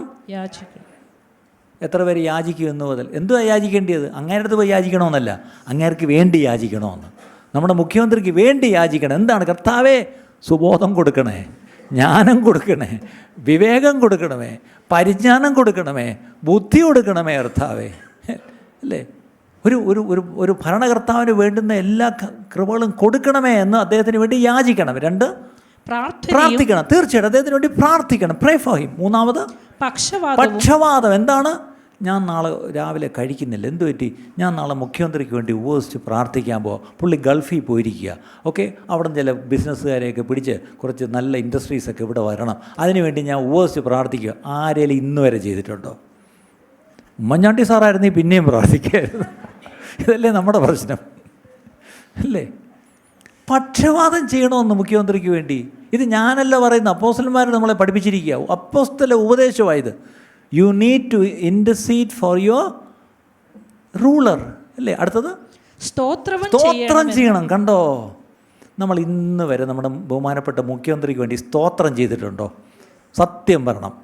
കർത്താവേ, ശ്രീ പിണറായി വിജയൻ സാറിന് വേണ്ടി സ്തോത്രം ചെയ്യുന്നു. എന്ത് സ്തോത്രം ചെയ്തിട്ടുണ്ടോ? ഇന്നെങ്കിലും നമുക്കൊന്ന് സ്തോത്രം ചെയ്യാം. ഇന്നെങ്കിലും നമുക്കൊന്ന് സ്തോത്രം ചെയ്യാം. നമുക്കിഷ്ടപ്പെടാത്ത മന്ത്രിമാരാ മന്ത്രിസഭ ഉണ്ടെന്നുള്ള ഉറപ്പാണ്. എനിക്ക് ഇഷ്ടമില്ലാത്തതൊക്കെ ഉണ്ട്. പക്ഷേ എന്നെ ഈ വചനത്തിലൂടെ ദൈവം തിരുത്തുക. എന്താ? നിങ്ങൾക്ക് ഇഷ്ടപ്പെട്ടാലും ഇല്ലെങ്കിലും ശിവൻകുട്ടി മന്ത്രിക്ക് വേണ്ടി എന്ത് ചെയ്യണം? സ്തോത്രം ചെയ്തേ പറ്റൂ. എന്താ അത് പറഞ്ഞപ്പോൾ ഒരു ചിരി. ഇപ്പം മനസ്സിലായില്ല. അപ്പം നമ്മൾ നമ്മുടെ മേൽ ദൈവം ആക്കി വെച്ചിരിക്കുന്ന മന്ത്രിമാരെ ഇങ്ങനെയാണ് എടുക്കുന്നത്. നമ്മൾ നിങ്ങളുടെ മുഖത്ത് വരുന്ന ചിരി ഓൺലൈനിലും കാണുന്നുണ്ട്, അല്ലേ? നമുക്കിഷ്ടപ്പെട്ടാലും ഇല്ലെങ്കിലും നമ്മുടെ മന്ത്രി ആരോ, അത് ശിവൻകുട്ടി മന്ത്രി ആയാലും ശരി, വീണ ജോർജ് മന്ത്രി ആയാലും ശരി, ബിന്ദു മന്ത്രി ആയാലും ശരി, ഈ പറഞ്ഞാൽ ഏത് മന്ത്രിയാണെങ്കിലും എന്ത് ചെയ്യണം? അവർക്ക് വേണ്ടി 4 കാര്യങ്ങളാണ്. മറന്നു പോരുത്, കുറിച്ച് വെച്ചോ. Supplication, prayer, intercession, thanks giving. 4 കാര്യം നമ്മുടെ മേൽ. കാരണം അവരെ നമ്മൾ ജനങ്ങൾ വോട്ടിട്ട് അവരെ അധികാരത്തിൽ വന്നു എന്നൊക്കെ പറയും. അപ്പം നിങ്ങൾ പറയും ഞാൻ വോട്ടിട്ടില്ല. നിങ്ങളുടെ വോട്ട് കൊണ്ടല്ല അവർ വന്നത്, ദൈവം അവരെ ആക്കിയതുകൊണ്ടാണ് അവരെ ആ സ്ഥാനത്തിരിക്കുന്നത്. നമ്മുടെ പ്രധാനമന്ത്രി ആ സ്ഥാനത്തിരിക്കുന്നത് ദൈവമാക്കിയത് കൊണ്ടാണ്, അല്ല BJPക്ക് ഭൂരിപക്ഷം കിട്ടിയതുകൊണ്ടല്ല. മനസ്സിലായോ? ഇതാണ് ദൈവവചനം പറയുന്നത്. Every authority is given by God എന്നാണ് ബൈബിൾ പറയുന്നത്. അങ്ങനെയെങ്കിൽ നമ്മുടെ മേളിൽ ഭരിക്കുന്ന എല്ലാവരെയും ദൈവമാണ് ആക്കിയത്. നിങ്ങൾക്ക് അവരെ ഇഷ്ടപ്പെടാതിരിക്കുക, അത് നിങ്ങളുടെ കാര്യം. പക്ഷേ അവർക്ക് വേണ്ടി നമ്മൾ ചെയ്യണമെന്ന് വചനത്തിലൂടെ അപ്പോസ്തലന്മാർ പറഞ്ഞിരിക്കുന്നത് എന്താ? അവർക്ക് വേണ്ടി യാചന കഴിക്കണം, പ്രാർത്ഥന കഴിക്കണം, പക്ഷപാതം ചെയ്യണം, സ്തോത്രം ചെയ്യണം. ഇന്ന് മുതൽ നിങ്ങളുടെ കുടുംബ പ്രാർത്ഥന ഇതും കൂടെ ചേർത്തോണം. നമ്മുടെ മന്ത്രിമാർക്ക് വേണ്ടി, നമ്മുടെ പ്രധാനമന്ത്രിക്ക്, മുഖ്യമന്ത്രിക്ക് എല്ലാം വേണ്ടി എന്ത് ചെയ്യണം? ഈ 4 കാര്യങ്ങൾ ചെയ്യണം. ഇത് ചെയ്യാത്തടത്തോളം കാലം, ഇത് ചെയ്തില്ലെങ്കിൽ കുഴപ്പമൊന്നും. നിങ്ങൾ എങ്ങനത്തെ ജീവനം കഴിക്കേണ്ടതിന്? എന്നാൽ സകല മനുഷ്യർക്കും നാം സർവഭക്തിയോടും കനത്തോടും കൂടെ സാവധാനതയും സ്വസ്ഥതയുമുള്ള ജീവനം കഴിക്കേണ്ടത്. എന്തിനാ സാവധാനതയും സ്വസ്ഥതയും? ഒരു സ്വസ്ഥതയില്ലെന്ന് ഇറങ്ങി പോയാൽ മതിയായിരുന്നു. എങ്ങനെ സ്വസ്ഥത വരും? നിങ്ങൾ ഈ 4 കാര്യം ചെയ്തിട്ടില്ല. കണ്ടോ, കണ്ടീഷനല്ല. നിങ്ങൾ ഈ 4 കാര്യം ചെയ്തിരുന്നെങ്കിൽ ഒരു സ്വസ്ഥമായ ഭരണം അവർ കാഴ്ചവെച്ചേനെ. അവരെന്തുകൊണ്ടാണ് സ്വസ്ഥമായ ഭരണം കാഴ്ചവെക്കാത്തത്? നിങ്ങൾ പ്രാർത്ഥിക്കുന്നില്ല. ഉണ്ടോ? ഇപ്പോൾ മനസ്സിലായോ? The healing of the land is directly proportional to the repentance of God's church, God's children എന്ന് പറയും. ദേശത്തിന് സൗഖ്യം വരുന്നത് എൻ്റെ നാമം വിളിക്കപ്പെട്ടിരിക്കുന്ന എൻ്റെ ജനം പ്രാർത്ഥിക്കുമ്പോഴും അനുദപിച്ച് ദുർമാർഗ്ഗങ്ങളെ വിട്ട് തിരിയുമ്പോഴുമാണ്. നമ്മുടെ ഒരു ദുർമാർഗ്ഗം എന്തുവാ? നമ്മൾ ഈ ഭരണത്തിലിരിക്കുന്നവരെ തീരെ മോശമായിട്ട് അങ്ങ് സംസാരിക്കും. ഈ പറഞ്ഞ ഞാൻ ഈ ലോകമായിട്ടൊരു ബന്ധമില്ലാത്ത ആളല്ല. ഞാൻ എല്ലാ ചർച്ചകളും ചാനൽ ചർച്ചയും കാണുകയും അത് ഒരു കൂട്ടരെ മാത്രം ചർച്ചയാണ്, ഒരു സൈഡ് മാത്രമല്ല, ഞാൻ എല്ലാ രണ്ടും മൂന്നും പേരുടെ ചർച്ച ബാലൻസ് ചെയ്ത് കേൾക്കുന്ന ആളാണ്. അത്യാവശ്യം എല്ലാ കാര്യങ്ങളും ഈ വചനം കഴിഞ്ഞാൽ അത്യാവശ്യം എനിക്ക് രാഷ്ട്രീയവും അറിയാം. അതിൻ്റെ ഒരു നേച്ചറാന്ന് കൂട്ടിക്കോ. അത് പാവമാണെങ്കിൽ നിങ്ങൾ എനിക്ക് വേണ്ടി പ്രാർത്ഥിച്ചോ, അല്ല അല്ല ഇപ്പം എന്ത് ചെയ്യാൻ. ഈ ലോകത്ത് ജീവിക്കുമ്പോൾ അത്യാവശ്യം കാര്യങ്ങൾ നമുക്കും അറിയാം. പക്ഷേ ഇതെല്ലാം കാണുമ്പം അവരെങ്ങനെയാണ് തിരുത്തുന്നത്? നല്ലൊരു ഭരണം കർത്താവായിട്ട് എങ്ങനെ അവരെ മാറ്റിയെടുക്കാൻ കഴിയുന്നത്? നമ്മൾ ഇവർക്ക് വേണ്ടി കർത്താവിൻ്റെ വചനത്തിൽ നമ്മളോട് കൽപ്പിച്ചിരിക്കുന്ന ആ കാര്യം നമ്മൾ ചെയ്യണം പ്രിയപ്പെട്ടവരെ. അത് ചെയ്യാതെ നമ്മൾ അവരെ കളിയാക്കിയിട്ടും അവരെ കുറ്റം പറഞ്ഞിട്ടും അവരെ എതിരെ ദേഷ്യപ്പെട്ടിട്ടൊന്നും കാര്യമില്ല പ്രിയപ്പെട്ടവരെ. ഭരണത്തിൽ ആര് വരണമെന്നുള്ളത് ദൈവമാണ് തീരുമാനിക്കുന്നത്. അത് കർത്താവ് ചെയ്യും. ശരി, അടുത്ത കാര്യത്തിലേക്ക് നമുക്ക് വരാം. അടുത്തത് എന്താണ്? ഈ പ്രെയർ ഇൻ്റർസെഷൻ്റെ കാര്യം ഒരു കാര്യം ഓർത്തോണം. For the safety of the city, നിങ്ങളായിരിക്കുന്ന പട്ടണത്തിൻ്റെ സംരക്ഷണ അല്ലെങ്കിൽ സുരക്ഷിതത്വം അതും ആരുടെ കയ്യിലാണ്? ഇവിടുത്തെ പോലീസ് ഡിപ്പാർട്ട്മെൻറ്റിൻ്റെ കയ്യിലല്ല. ഇത് ദുരന്ത നിവാരണ ഡിസാസ്റ്റർ മാനേജ്മെൻറ്റ് കമ്മിറ്റി അല്ലേ, ടീമിൻ്റെ അവരുടെ കീഴിലല്ല. ദുരന്ത നിവാരണ ടീമിൽ ഒരു പ്രധാനപ്പെട്ട ഒരു ഉദ്യോഗസ്ഥൻ നമ്മുടെ ഒരു സഹോദരനാണ്, നമ്മുടെ തമിഴ് ചർച്ചിലൊരു സഹോദരനാണ്. അദ്ദേഹം CM എന്നും റിപ്പോർട്ട് ചെയ്യേണ്ട ആളാണ്. അപ്പോൾ ഞാൻ ചില കാര്യങ്ങൾ ചിലപ്പോൾ അദ്ദേഹത്തോട് സംസാരിക്കും. അപ്പോൾ ശരിക്കും പറഞ്ഞാൽ ദുരന്തം ഒഴിവാക്കുന്ന ഒന്നും ആ കമ്മിറ്റിയും ടീമും ഒന്നും അല്ല അല്ലേ. പോലീസ് ഡിപ്പാർട്ട്മെൻറ്റ്, ഫയർ റെസ്ക്യൂ ഫോഴ്സും ഒന്നുമല്ല. ആരാ? ഈ പറഞ്ഞ നമ്മളെ കാവൽക്കാരാക്കി ദൈവം വെച്ചിരിക്കുന്നെങ്കിൽ നമ്മൾ പ്രാർത്ഥിച്ചും മധ്യസ്ഥത ചെയ്തുമാണ് ആപത്തുകൾ നമ്മൾ ഒഴിച്ചു വിടേണ്ടത്. എത്ര പേർക്ക് മനസ്സിലായി? ഈ പട്ടണത്തിലൊരു ദുരന്തം വന്ന ആദ്യം കാരണക്കാർ ഇവിടുത്തെ ദൈവമക്കളാണ് പ്രിയപ്പെട്ടവരെ. നമ്മൾ വേണ്ടുപോലെ പ്രാർത്ഥിച്ചില്ല, വേണ്ടുപോലെ നമ്മൾ പട്ടണത്തിന് ഇടിവിൽ നിന്നില്ല. അതുകൊണ്ടാണെന്നൊരു ബോധ്യം നമ്മുടെ മനസ്സിൽ വരണം അല്ലേ. നമ്മുടെ വീട്ടിൽ എന്തെങ്കിലും ഒരു ആപത്ത്, അയ്യോ ഞാനൊന്ന് ശ്രദ്ധിച്ചിരുന്നെങ്കിൽ എൻ്റെ കുഞ്ഞിനിത് വരത്തില്ലായിരുന്നല്ലോ. തിളച്ച വെള്ളം ദേഹത്തോട്, അയ്യോ ഞാൻ എന്തിനാ അങ്ങനെ വെച്ചേ, ഞാൻ ശ്രദ്ധിച്ചില്ലല്ലോ എന്ന് നമ്മൾ കുറ്റം ഏറ്റെടുക്കുന്നില്ലേ? അതുപോലെ ദേശത്തൊരു ദുരന്തം വന്നാലും നമ്മുടെ പ്രാർത്ഥനാക്കുറവ്, ഞാൻ ആവശ്യമില്ലാത്ത കുറ്റബോധം നിങ്ങളുടെ മേലുണ്ടാക്കുകയല്ല, സത്യം പറയുക. കാര്യം ദൈവം ആപത്ത് ഒഴിച്ചു തരുന്ന ദൈവമാണ്. അപ്പോൾ നമ്മൾ പ്രാർത്ഥിച്ചിരുന്നെങ്കിൽ എത്രയോ ആപത്ത് ദൈവം ഇതിനോടൊക്കെ ഒഴിച്ച് തന്നേനെ. എത്രയോ ആപത്ത് ഇതിനോടൊക്കെ ഒഴിച്ച് തന്നിട്ടുണ്ട്. അതിന് സ്തോത്രം ചെയ്യുന്നുണ്ടോ നമ്മൾ? Are we thankful for all what God has already done? എത്രയോ ആപത്ത് ദൈവം നമുക്ക് ഒഴിച്ച് തന്നു പ്രിയപ്പെട്ടവരെ അല്ലേ. അപ്പോൾ ഈ ദിവസങ്ങളിൽ നമ്മൾ നമ്മുടെ പട്ടണത്തിന് വേണ്ടി മാത്രമല്ല, നമ്മുടെ സമൂഹങ്ങൾക്ക് വേണ്ടി, അവർ കമ്മ്യൂണിറ്റീസ് നമ്മൾ പ്രാർത്ഥിക്കണം.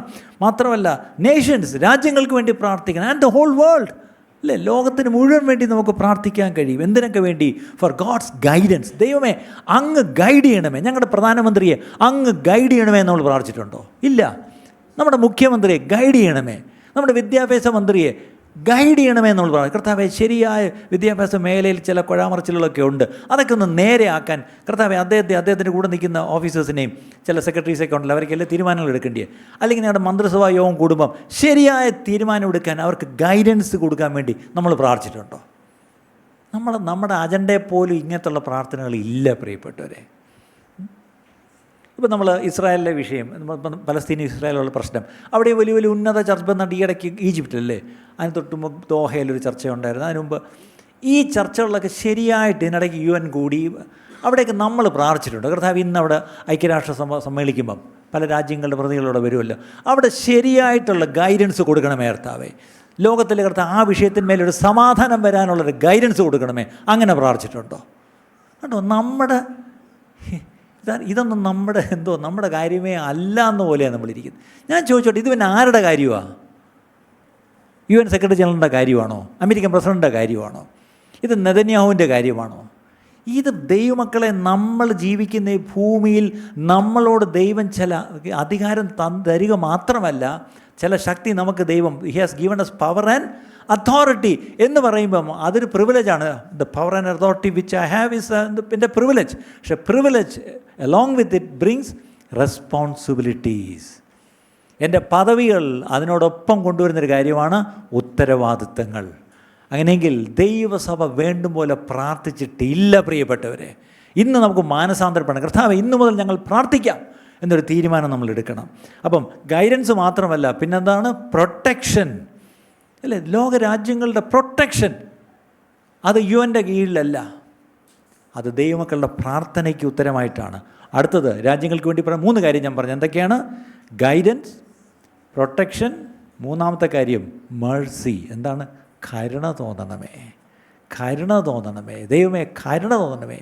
പലസ്തീനോട് കരുണ തോന്നണമേ, ഇസ്രായേലിനോട് കരുണ തോന്നണമേ, ഉക്രൈനോട് കരുണ തോന്നണമേ, റഷ്യയോട് കരുണ തോന്നണമേ, ചൈനയോട് കരുണ തോന്നണമേ, പാകിസ്ഥാനിനോട് കരുണ തോന്നണമേ, താലിബാനോട് കരുണ തോന്നണമേ. അങ്ങനെയൊക്കെ പ്രാർത്ഥിക്കാറുണ്ടോ? നിങ്ങൾ വിചാരിക്കരുത് ഇയാൾക്ക് എന്തോന്ന് പറ്റി. നിങ്ങൾ ആ കൂടി പ്രാർത്ഥിക്കുന്നത് കർത്താവേ മെൽബണിനോട് കരുണ തോന്നണമേ, സിഡ്നിയോട് കരുണ തോന്നണമേ, വെസ്റ്റ് ഇൻഡീസിനോ ന്യൂസിലൻഡിനോട് കരുണ തോന്നണമേ, കാനഡയുടെ പ്രദേശത്തോട് കരുണ തോന്നണമേ, ടൊറോണ്ടോ, പ്രത്യേകിച്ച് ഒണ്ടോറിയോ സംസ്ഥാനം, കിച്ചണർ, അങ്ങനെ 2 സ്ഥലങ്ങൾ എനിക്കറിയാവൂ. നിങ്ങളുടെ മോൻ എവിടെ പോയോ, നിങ്ങളുടെ മോളെ എവിടെ കെട്ടിച്ചയച്ചോ അത് മാത്രമേ ഉള്ളൂ നിങ്ങളുടെ പ്രാർത്ഥന.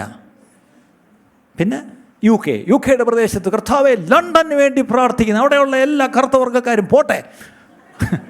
അവിടെയുള്ള കർത്താവെ കലഹം ഉണ്ടാക്കുന്ന തീവ്രവാദികളെല്ലാം നാട് കടത്തണമേ. എവിടെ നാട് കടത്തും? കൂടി വരുന്നേ ഉള്ളൂ. നിങ്ങളുടെ മക്കളെ മിക്കവാറും നാട് കടത്തും. ഇങ്ങനെയാണെങ്കിൽ ലക്ഷണം കണ്ടിട്ട് ഇപ്പോൾ അതാ തോന്നുന്നത്. എന്താ പ്രശ്നമെന്നറിയാം? നിങ്ങളുടെ പ്രാർത്ഥന വൺ സൈഡഡ് ആയിപ്പോയി പ്രിയപ്പെട്ടവരെ. നമുക്കും നമ്മുടെ മക്കൾക്കും അവരുടെ സുരക്ഷിതത്വവും അവരുടെ നന്മയും അവരുടെ അനുഗ്രഹത്തിനു വേണ്ടി മാത്രം പ്രാർത്ഥിച്ചിരുന്നു. അങ്ങനെ പ്രാർത്ഥിച്ചിരിക്കുന്ന ഒരു കാവൽക്കാരല്ല. നമുക്ക് വേണ്ടി മാത്രം പ്രാർത്ഥിക്കണമെന്ന് ഏത് വാക്യമാണ് കാണിച്ചു തന്നെ? നിങ്ങളുടെ മക്കളെ ദൈവം നിങ്ങൾ പ്രാർത്ഥിച്ചില്ലേ പോലും അനുഗ്രഹിക്കും. കാര്യം ദൈവത്തിന് നീതിയാണ്. പക്ഷേ മറ്റുള്ളവരുടെ ചിലരുടെ മക്കൾക്ക് വേണ്ടി പ്രാർത്ഥിക്കാൻ ആരുമില്ലായിരുന്നു. ചില രാജ്യങ്ങൾക്ക് വേണ്ടി പ്രാർത്ഥിക്കാൻ ആരുമില്ലായിരുന്നു. ആ ദേശങ്ങൾക്ക് വേണ്ടി ഇടിവിൽ നിൽക്കാനാണ് ദൈവം എന്നെയും നിങ്ങളെയും വിളിച്ചത് പ്രിയപ്പെട്ടവരെ. ദൈവസഭ മടങ്ങി വരട്ടെ പ്രിയപ്പെട്ടവരെ, മടങ്ങി വരട്ടെ. അപ്പം Mercy of the Nations, Mercy of cities, പട്ടണങ്ങളിൽ അല്ലേ. ഇപ്പം ഈ പട്ടണത്തിൽ തന്നെ നോക്കിയാൽ ഇപ്പം ഉദാഹരണത്തിന് നിങ്ങൾക്ക് ഇഷ്ടമില്ലാത്ത ചില കാര്യങ്ങൾ പറയാം. ഇപ്പം ട്രാൻസ്ജെൻഡേഴ്സ്, എന്താണ് ഭിന്നലിംഗക്കാരല്ലേ, അവരെ കാണുമ്പോൾ നിങ്ങൾക്ക് എന്താ തോന്നുന്നത്? പറഞ്ഞേ, ആത്മാർത്ഥമായിട്ട് പറ, എന്താ തോന്നുന്നത്? ചിലർക്ക് പേടിയാ, എനിക്കറിയാം. നിങ്ങൾക്ക് അവരെ കാണുമ്പോൾ lord have mercy upon them. അവർ നിൻ്റെ ചായ തന്നെ സൃഷ്ടിച്ചത്. അവരെന്താ ഇങ്ങനെ ആയിപ്പോയെന്നുള്ളത് ചിലപ്പോൾ അവർക്കും അറിയത്തില്ല, നിങ്ങൾക്കും ഒത്തിരി അറിയത്തില്ലായിരിക്കും. വേണ്ട, എല്ലാം കൂടെ അറിയണ്ട ഇപ്പം. പക്ഷേ അവർക്ക് വേണ്ടി അവരുടെ കരുണ. ഞാനൊരിക്കലും നമ്മുടെ ഒരു കല്യാണത്തിന് നമ്മുടെ ചർച്ചിൽ ബ്രൈഡൽ എന്താ പറയുന്നത്, ബ്യൂട്ടീഷ്യൻ. ബ്യൂട്ടീഷ്യൻ. നമ്മുടെ മനസ്സിൽ ഈ ബ്രൈഡിനെ ഒരുക്കുന്ന ബ്യൂട്ടീഷ്യൻ ആരായപ്പോഴും നല്ല ബ്യൂട്ടി ഉള്ള ബ്യൂട്ടീഷ്യൻസാണ്.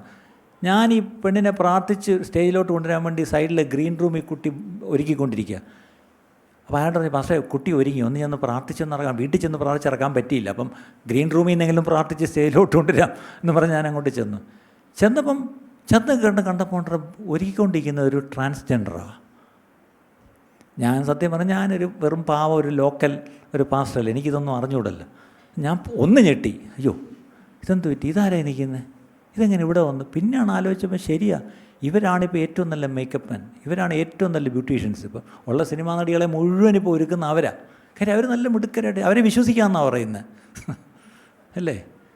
പക്ഷെ എന്തോ ഞാൻ ആ വ്യക്തിയെ കണ്ടപ്പം സത്യം പറഞ്ഞാൽ ലോർഡ്, ഞാൻ പ്രാർത്ഥിച്ചപ്പോൾ എൻ്റെ മനസ്സ് ഞാൻ ഇങ്ങനെയും കൂടെ പ്രാർത്ഥിച്ചു, ലോർഡ് ബ്ലെസ് ദിസ് പേഴ്സൺ. ഈ മകളാണോ മകനാണോ എന്ന് എനിക്കറിയത്തില്ല, ഉള്ള പറഞ്ഞാൽ കർത്താവെ അനുഗ്രഹിക്കണമെന്ന് പ്രാർത്ഥിച്ചു. പക്ഷേ ഞാൻ ശ്രദ്ധിച്ചു, പ്രാർത്ഥിച്ചിട്ട് ഇങ്ങോട്ട് മാറിയപ്പം അവരിങ്ങനെ തൊഴുത് ഇങ്ങനെ നിൽക്കുകയായിരുന്നു. ഞാൻ ഓർത്തു, ദൈവമേ, മേ ബി നിങ്ങൾ ആയുസിൽ ഒരിക്കലെങ്കിലും have you ever prayed for a transgender? പറ, നിങ്ങളെന്തോ പ്രാർത്ഥിക്കുന്നത്? ഇതിൻ്റെ തല ഇടി വീഴണേ, ഇതിനെയൊക്കെ ഈ പട്ടണത്തിൽ നിന്ന് ഓടിക്കണേ കർത്താവേ, ഇതൊക്കെയല്ലേ നിങ്ങൾ പ്രാർത്ഥിക്കുന്നത്? പ്രാർത്ഥിച്ചില്ലെങ്കിൽ നിങ്ങളുടെ മനസ്സിലിങ്ങനെയല്ലേ ഇരിക്കുന്നത്? അവരെയും സൃഷ്ടിച്ചത് ദൈവം തന്നെയാണ് പ്രിയപ്പെട്ടവരെ. നിങ്ങൾ അവർക്ക് വേണ്ടി പ്രാർത്ഥിക്കുക അല്ലേ. അപ്പോൾ അവിടെ എന്തോ പ്രാർത്ഥിക്കും? Lord have Mercy, Lord have Mercy, Lord have Mercy. ഞാൻ 23 അമേരിക്കയിൽ ചെന്നപ്പം ഞാൻ അവിടെ ഒരു ഫാമിലി ചെന്നപ്പോൾ ആ പുള്ളിക്കാരത്തി അവിടുത്തെ അറിയപ്പെടുന്ന ഹോസ്പിറ്റലിൽ വർക്ക് ചെയ്യുന്നു. അപ്പോൾ അവരുടെ ഡിപ്പാർട്ട്മെൻറ്റിൽ ഈ പറഞ്ഞ ഈ ട്രാൻസ്ജെൻഡർ ആൾക്കാർ വന്നിട്ട് സർജറി ചെയ്ത് ലിംഗമാറ്റ ശസ്ത്രക്രിയ ഏറ്റവും കൂടുതൽ നടക്കുന്ന ഒരു ആശുപത്രിയാണ്. അപ്പോൾ ആ സിസ്റ്റർ എന്നോട് ചില കാര്യങ്ങൾ പറയായിരുന്നു. പക്ഷേ ഞാൻ രാവിലെ ഡ്യൂട്ടിക്ക് ചെല്ലുമ്പോൾ എൻ്റെ ടേബിളിൽ ലിസ്റ്റ് കാണും, ഇന്ന് ശസ്ത്രക്രിയയ്ക്ക് ആരൊക്കെ. അപ്പം ഞാൻ ആ ലിസ്റ്റ് എടുത്തിട്ട് എല്ലാ മുറിയിലും പോയി ഒന്ന് ഉറപ്പിക്കണം അവരെല്ലാം റെഡിയാണല്ലോ, പ്രിപ്പയർഡ് ആണല്ലോ. എന്നിട്ടാണ് അവരെ അതാത് സമയത്തിൽ സ്ലോട്ട് അനുസരിച്ച് അവരെ തിയേറ്ററിലേക്ക് വിടുന്നത്. അപ്പം ഞാൻ ഇവരോട് പോയെന്ന് സംസാരിക്കുമ്പം പുള്ളിക്കാരൻ നല്ലൊരു വിശ്വാസിയാണ്. ചെല്ലുമ്പോൾ ഓരോരുത്തരെ കാണുമ്പോൾ ഞാൻ ഞെട്ടിപ്പോകാറുണ്ട്. എന്തിനാ ഇതിൻ്റെ ആവശ്യം? എന്തിനാണ് ഈ ലിംഗം മാറുന്നത്? എന്തിനാണ്? അപ്പോഴൊരു കാര്യം, അപ്പം ഞാൻ അപ്പോൾ പുള്ളിക്കാരത്ത് പറയും, എനിക്ക് വേറൊന്നും പറയാൻ പറ്റത്തില്ല അവരോട്. കാര്യം അവിടുത്തെ നിയമം അനുസരിച്ച് വേറൊന്നും എനിക്ക് പറയാൻ പറ്റത്തില്ല. പക്ഷെ ഞാൻ അവിടെ ചെന്നിട്ട് silently I say a word of prayer. കർത്താവേ, കർത്താവേ. എന്നിട്ട് സർജറി കഴിഞ്ഞിട്ട് പിന്നെ ഇവർ അടുത്ത ദിവസം വീണ്ടും വിസിറ്റ് ചെയ്യും, 3-ാം ദിവസവും വിസിറ്റ് ചെയ്യും, റൂമിലെല്ലാം കയറി വിസിറ്റ് ചെയ്യും. അവർ അനുഭവിക്കുന്ന വേദന, അവരനുഭവിക്കുന്ന ട്രോമ, എന്തിനാണിത് ചെയ്തതെന്ന് അവർക്കും അറിയത്തില്ല. ഞാൻ ചോദിച്ചോട്ടെ പ്രിയപ്പെട്ടവരെ, ഒരർത്ഥത്തിൽ ഇങ്ങനെ ചിന്തിച്ചൂടെ, അവർക്ക് വേണ്ടി വേണ്ടും പോലെ നമ്മൾ പ്രാർത്ഥിക്കാത്തതുകൊണ്ടല്ലേ പ്രിയപ്പെട്ടവരെ? നിങ്ങളിതൊന്നും ചിന്തിച്ചിട്ട് പോലുമില്ല. ഇന്നോട്ടെങ്കിലും ചിന്തിച്ചു തുടങ്ങുക അല്ലേ? എന്തുകൊണ്ടാണ് അവർക്ക് they have their own reasons to, അവർക്ക് ഈ ലിംഗം മാറാനുള്ള അവരുടെ കാരണങ്ങളുണ്ടാവാം. പക്ഷെ എന്തു ആയിക്കൊള്ളട്ടെ, അവർക്ക് വേണ്ടി കരുണയ്ക്ക് വേണ്ടി പ്രാർത്ഥിച്ചൂടെ? ദൈവമേ, അങ്ങ് അവരെ സ്നേഹിക്കുന്നതിനായിട്ട് സ്തോത്രം. അവരിലാരും നശിച്ചു പോകാതെ എല്ലാവരും നിത്യജീവൻ പ്രാപിക്കുവാൻ, അവരെ കർത്താവെ, അവരെ റീച്ച് ചെയ്യുവാൻ എന്തെങ്കിലുമൊക്കെ ഞങ്ങൾക്കുള്ള അവസരങ്ങൾ തരണമേ. അങ്ങനെയുള്ളവർക്ക് വേണ്ടി മാത്രമുള്ള ചർച്ചസ് ഉണ്ട്, അറിയാമോ? അങ്ങനെയുള്ളവർക്ക് വേണ്ടി മാത്രമുള്ള ചർച്ച, ഫ്ലറിഷിങ് ചർച്ചസ് ഉണ്ട്, എനിക്കറിയാം. ഏറ്റവും നമ്മുടെ അടുത്ത് ചെന്നൈയിൽ വരെയുണ്ട് അല്ലേ? അപ്പം അങ്ങനെ 3 കാര്യങ്ങൾ ഞാൻ പറഞ്ഞത്. എന്താണ്? യു നീഡ് ടു, അവർക്ക് വേണ്ടി എന്തൊക്കെ പ്രാർത്ഥിക്കണം?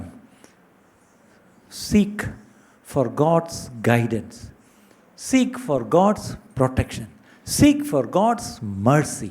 ഇത് 3 നിങ്ങൾ പ്രാർത്ഥിക്കണം. അങ്ങനെ പ്രാർത്ഥിക്കുന്നവരാണെങ്കിൽ യു ആർ എ വാച്ച്മാൻ, നിങ്ങളൊരു കാവൽക്കാരനാണ്. 6ാമത്തെ കാര്യം, നമ്മളൊരു വാച്ച്മാൻ ആണെങ്കിൽ, ഒരു കാവൽക്കാരനാണെങ്കിൽ, പ്രിപ്പയർഡ്നെസ് ഫോർ ക്രൈസ്റ്റ് റിട്ടേൺ. കാവൽക്കാരൻ എന്തിനായിട്ടാണ് കാത്തിരിക്കുന്നത്? കർത്താവായ യേശു ക്രിസ്തുവിൻ്റെ മടങ്ങിയ വരവിനാണ്. അതാണ് ശരിക്കും പറഞ്ഞാൽ എന്നെ ഇവിടെ ഏൽപ്പിച്ചിട്ട് പോയ ഒരാളുണ്ട്. എത്രയും പെട്ടെന്ന് എന്ത് ചെയ്യും? പോയ ആൾ വരും. മത്തായി 24:42 എന്താ പറയുന്നത്? മാത്യു 24:42 എന്താണ്? ആകയാൽ ഉണർന്നിരിപ്പീൻ. കാര്യം എന്താ? അവൻ വരുന്ന നാളും നാഴികയും, അല്ലെങ്കിൽ നനയാത്ത നാഴികയിൽ അവൻ മനുഷ്യപുത്രൻ വരും. മാത്യു 24:42 നിങ്ങൾ അറിയായകൊണ്ട് ഉണർന്നിരിപ്പീൻ. കണ്ടോ, ഇങ്ങനൊരു വിഷയമുണ്ട്. എന്താണ്? നമ്മുടെ കർത്താവ് ഏത് ദിവസത്തിൽ വരുന്നുവെന്ന് നിങ്ങൾ അറിയായകൊണ്ട് ഉണർന്നിരിപ്പീൻ. ഇതാണ് ദൈവവചനം. കഴിഞ്ഞ മാസം 23-ാം തീയതി കർത്താവ് വന്നു. നിങ്ങളെല്ലാം അറിഞ്ഞോ? അറിഞ്ഞില്ലല്ലേ? വന്നില്ലല്ലേ? അതെ, ഇവന്മാരൊക്കെ പറയുന്ന ദിവസം വരാൻ കർത്താവ് ആരാ? ഇവന്മാരുടെ പോക്കറ്റിലാണോ? കർത്താവ് എന്താ പറഞ്ഞത്? ഞാൻ വരുന്ന കാര്യം എനിക്ക് പോലും അറിയത്തില്ല, അതെൻ്റെ അപ്പന് മാത്രമേ അറിയത്തുള്ളൂ. അത് ഞാൻ അറിയണ്ടെന്നങ്ങ് വിചാരിച്ചാൽ അത് അത്രയേ ഉള്ളൂ കാര്യം അല്ലേ? ഓൾ നോയിങ് ആണ് കർത്താവ്. പക്ഷേ ഈ ഒരു കാര്യം വേണ്ടാന്ന് വിചാരിച്ചു, അത്ര ദാറ്റ്സ് ഓൾ. അത് പിതാവിനിരിക്കട്ടെ, ഞാനത് അറിയുന്നില്ല അല്ലേ? അപ്പം പുത്രൻ തമ്പുരാൻ പോലും അറിയത്തില്ല എപ്പോഴാണ് വരുന്നത്. പക്ഷേ ഇവിടെ ഓരോരുത്തർ അറിഞ്ഞ് അനൗൺസ് ചെയ്തു. അയ്യോ, കഴിഞ്ഞ മാസം 23-ാം തീയതിക്ക് എന്തോ ഒരു ഒരുക്കുമായിരുന്നു ചിലരൊക്കെ. ആരാണ്ടൊരിക്കൽ പറഞ്ഞ കേട്ട് ചിലപ്പോഴെങ്കിലും കയറി വന്നു കളഞ്ഞെങ്കിലോ. എന്തായാലും 22-ാം തീയതി പ്രാർത്ഥിച്ചിട്ട് കിടന്ന് 23-ാം തീയതി ലീവ് എടുത്ത് വീട്ടിൽ ഇരുന്ന് പ്രാർത്ഥിച്ച്. കാര്യം എപ്പോഴാണെന്ന് അറിയത്തില്ലല്ലോ, രാത്രിയാണോ പകലാണോ അല്ലേ? അത് ഏത് ടൈമിലാണ് കർത്താവ്? IST ആണോ GST ആണോ IMT ആണോ എന്നറിയത്തില്ലല്ലോ അല്ലേ? അതുകൊണ്ട് ഒരു വാച്ച്മാൻ ഉണർന്നിരിക്കാൻ മാത്രമേ പറഞ്ഞിട്ടുള്ളൂ. മർക്കോസ് 13:34 മർക്കോസ് 13:34 ഒരു വാക്യമുണ്ട്. എന്താണത്? It's like a man going away, he leaves his house and puts his servant in charge. എന്താണ്? ഒരു മനുഷ്യൻ വീട് വിട്ട് പരദേശത്തേക്ക് പോകുമ്പോൾ ദാസന്മാർക്ക് അധികാരവും അവനവന് അതത് വേലയും കൊടുത്തിട്ട്. നിങ്ങൾ വീട്ടിൽ പറഞ്ഞാൽ വീട് പൂട്ടിയിട്ടേച്ച് അമേരിക്കയ്ക്ക് പോകുമ്പോഴേ നിങ്ങൾ വേലക്കാർക്ക് എത്രയ്ക്ക് അധികാരമാണ് കൊടുക്കുന്നത്? ആഴ്ചയിലൊരിക്കൽ ഒന്ന് തൂത്ത് തുടച്ച് ഇടണം, പിന്നെ ചെടിക്കൊക്കെ വെള്ളം ഒഴിക്കണം, പിന്നെ പുറകിലത്തെ കരിയാപ്പില വാടിപ്പോകാതെ നോക്കണം, പിന്നെ ഈ പറഞ്ഞാൽ കരിയിലേക്ക് ടെറസിൽ വീഴുന്നത് എടുത്ത് കത്തിച്ച് കളയണം. പിന്നെന്താണ്? വല്ല പോസ്റ്റ് ബോക്സും തുറന്നു നോക്കിക്കണം, വല്ല എഴുത്തോ ബില്ലോ ഒന്ന് കിടപ്പുണ്ടോ. പിന്നെന്താ? ഇത്രയൊക്കെ അധികാരമേ നിങ്ങൾ കൊടുക്കാറുള്ളൂ. പക്ഷേ ഇവിടെ പറഞ്ഞിരിക്കുന്നത് ഒരുവൻ പരദേശത്ത് പോകുമ്പോൾ ദാസന്മാർക്ക് അധികാരവും അവനവന് അതത് വേലയും കൊടുത്തിട്ട് വാതിൽ കാവൽക്കാരനോട് ഉണർന്നിരിപ്പാൻ കൽപ്പിച്ചത്. വേല ചെയ്യുന്നവൻ അവൻ 8 മണിക്കൂർ വേല ചെയ്തിട്ട് വേണേൽ അവൻ ഉറങ്ങാം. പക്ഷെ വാതിൽ കാവൽക്കാരനോട് എന്താ പറഞ്ഞിരിക്കുന്നത്? Be watchful, be alert. ഉണർന്നിരിക്കണം. അല്ലേ? നമ്മളെ ഏൽപ്പിച്ചിട്ട് നമ്മുടെ ഉടയവൻ പോയിട്ടുണ്ട്, നമ്മുടെ യജമാനൻ പോയി. പക്ഷേ പോയിട്ട് യജമാനൻ ഏത് സമയത്തും വരും. നമ്മൾ വാതിൽ കാവൽക്കാരനാണെങ്കിൽ എന്ത് ചെയ്യണം? ഉണർന്നിരിക്കണം. എൻ്റെ ചോദ്യം, ഞാൻ ഉണർന്നാണോ ഇരിക്കുന്നത്? അവൻ്റെ രണ്ടാം വരവിനെ പറ്റി നമ്മൾ ഈ പറഞ്ഞ പോലെ ഉണർന്നിരിക്കുക മാത്രമല്ല, ഈ ഒരു സന്ദേശം നമ്മൾ മറ്റുള്ളവരോട് പറയണമെന്ന് മാത്രമല്ല, അതിൻ്റെ കൂടെ ഒന്നിട്ട് കാര്യം കൂടെ പറഞ്ഞിട്ടുണ്ട്. എന്താണ്? Cultivating A deep relationship with God. ദൈവത്തോട് ഏറ്റവും അടുത്തൊരു ബന്ധം സ്ഥാപിച്ചിരിക്കണം, എങ്കിലേ അവൻ്റെ വരവിൽ നമ്മൾ പോകത്തുള്ളൂ, അല്ലേ? ഞാനൊരു കാര്യം കൂടെ പറയാം. നിങ്ങൾ ഹൗസ് ഓഫ് പ്രെയർ എല്ലാ ഞായറാഴ്ചയും കൃത്യമായിട്ട് 10:30 അടിച്ചപ്പോൾ ഞാൻ വന്നിട്ടുണ്ട് പാസ്റ്ററെ. അല്ല, സ്കൂളിലൊക്കെ അറ്റൻഡൻസ് 100% ഉണ്ടെങ്കിൽ അതിൻ്റെയൊക്കെ സമ്മാനമോ എന്തൊക്കെയുണ്ട്. അതുപോലെ ഒരു 52 ഞായറാഴ്ചയും വന്നു എന്ന് പറഞ്ഞൊരു കൈവക്കിക്കേ. ഈ 52 ഞായറാഴ്ചയും പള്ളി വന്നതിനൊന്നും അവിടെ ഒന്നുമില്ല കേട്ടോ, അല്ലേ? നമ്മൾ പലപ്പോഴും അങ്ങനെയൊക്കെയാണ് ചിന്തിക്കുന്നത്. അല്ല, കർത്താവുമായിട്ട് എനിക്കൊരു വ്യക്തിപരമായ ഒരു ആഴത്തിലൊരു ബന്ധം, ആ ബന്ധം മാത്രമേ എന്നെ ക്വാളിഫൈ ചെയ്യുന്നുള്ളൂ അവനോടുകൂടെ വസിക്കുവാൻ. അവൻ്റെ വരവിൽ എടുത്തുകൊള്ളപ്പെടുവാനുള്ള ക്വാളിഫിക്കേഷൻ എന്താ? എൻ്റെ കർത്താവുമായിട്ടുള്ള ബന്ധം, അവനുമായിട്ട് ഞാൻ വിവാഹ നിശ്ചയം ചെയ്യപ്പെട്ടിരിക്കണം, അല്ലേ? വിവാഹ നിശ്ചയം ചെയ്യപ്പെട്ടിരിക്കുന്ന ഒരു പെൺകുട്ടി, അവൾ പിന്നെ ഈ പറഞ്ഞ ആര് കണ്ണും കാലും കാണിച്ചാലും അവളത് വീഴത്തില്ല. കാര്യം എന്താ? എൻ്റെ ഉറപ്പ് കഴിഞ്ഞതാ, അവൻ പോയിരിക്കുക, ഇത്രാം തീയതിയാണ് കല്യാണം, അവൻ വരും. നമുക്ക് പിന്നെ ഡേറ്റ് അറിയാം. പക്ഷേ ഈ കേസിൽ എന്താണ്? ഉറപ്പ് കഴിഞ്ഞു, മണവാളം പോയി, അറിയാത്ത നാഴിയിൽ എന്ത് ചെയ്തു? സർപ്രൈസിൽ നിന്ന് ഗൾഫിൽ നിന്നൊക്കെ ഭർത്താക്കന്മാർ വന്ന് ഞെട്ടിക്കത്തില്ലേ? അതുപോലെ നമ്മുടെ പ്രിയനെ വന്ന് ഞെട്ടിക്കും ഒരു ദിവസം, അല്ലേ? പക്ഷേ കല്യാണത്തിൽ ഉറപ്പ്, വിവാഹ നിശ്ചയം കഴിഞ്ഞ ഒരു സ്ത്രീ ആണെങ്കിൽ അവളെ സംബന്ധിച്ചുള്ള ഏറ്റവും വലിയ കാര്യം, അവൾക്ക് വേണ്ടി നിശ്ചയിക്കപ്പെട്ട് ഉറച്ചു പോയിരിക്കുന്ന ആ പുരുഷന് വേണ്ടി മാത്രമേ കാത്തിരിക്കത്തുള്ളൂ. ശരിയാണോ? അവനെ മാത്രമേ ഇനി 10,000 സുന്ദരൻ, അവൻ ചിലപ്പം കാണാനൊരു കോന്തനാണെങ്കിലും ലോകത്തിലും വെച്ച് ഏറ്റവും സുന്ദരനാരാ? വിവാഹ നിശ്ചയം ചെയ്യപ്പെട്ട എൻ്റെ മണവാളനാ. എത്രയും സുന്ദരന്മാരൊക്കെ വന്ന് അപ്പുറം ഇപ്പുറം നിന്ന് കണ്ണും കാലും ഒക്കെ കാണിക്കും, അതൊന്നും നമ്മൾ വീഴത്തില്ല. കാര്യം എന്താ? എൻ്റെ ഉറപ്പ് കഴിഞ്ഞു, എൻ്റെ വിവാഹ നിശ്ചയം കഴിഞ്ഞു. അങ്ങനെയാണെങ്കിൽ നമ്മുടെ വിവാഹ നിശ്ചയം കഴിഞ്ഞ് നമ്മുടെ മണവാളം പോയിരിക്കുക സ്ഥലമൊരുക്കാൻ വേണ്ടി. എത്രയും പെട്ടെന്ന് പോയവൻ വരും. ആരെ കൊണ്ടുപോകാനാ? എല്ലാ ക്രിസ്ത്യാനികളെ കൊണ്ടുപോകാനല്ല. ഹൗസ് ഓഫ് പ്രെയർ എന്താണ്? ഇടയ്ക്കിടയ്ക്ക് മറന്നു പോകുന്നു. ഹൗസ് ഓഫ് പ്രെയറിൽ എല്ലാവരെയും കൂടെ കൂടോടെ വണ്ടി പിടിച്ച് കൊണ്ടുപോകാനൊന്നും അല്ല. കർത്താവുമായിട്ട് നേരിട്ടൊരു ആത്മബന്ധം, അതും ആഴമായ ബന്ധം ഉള്ളവരെ ചേർക്കാനാണ് ഇനി മണവാളൻ വരുന്നത്. അല്ലാതെ എല്ലാവരെ കൂടെ കൊണ്ടുപോകാനല്ല പ്രിയപ്പെട്ടവരെ, അല്ലേ? അങ്ങനല്ല. ഇതൊന്നും ആരെങ്കിലും അതങ്ങനെ അല്ല എന്ന് ചിന്തിച്ചിട്ടെങ്കിൽ ഇന്ന് നിങ്ങൾ തിരുത്തിക്കോണം. അങ്ങനല്ല. ഏറ്റവും ഒടുവിൽ 7ാമത്തെ കാര്യം, നമ്മൾ ഒരു വാച്ച്മാൻ എന്ന് പറഞ്ഞാൽ U are a servant leader. നിങ്ങൾ ശരിക്കും പറഞ്ഞാൽ ഒരു ലീഡറാണ്, പക്ഷേ യു ആർ എ സെർവൻറ്റ്. നിങ്ങൾ എന്ത് ചെയ്യാണ്? ഒരു ദാസ മനോഭാവമുള്ള, ഒരു സെൽഫ്ലെസ്സായിട്ട് നിങ്ങൾ സർവീസ് കൊടുക്കുന്ന. ആർക്ക്? സഭയിൽ വരുന്നവർക്ക് മാത്രമല്ല, കമ്മ്യൂണിറ്റിക്ക്, നിങ്ങളുടെ ചുറ്റും ദൈവം ആക്കുന്ന എല്ലാവരെയും സേവിക്കാൻ തന്നെയാണ് പ്രിയപ്പെട്ടവരെ.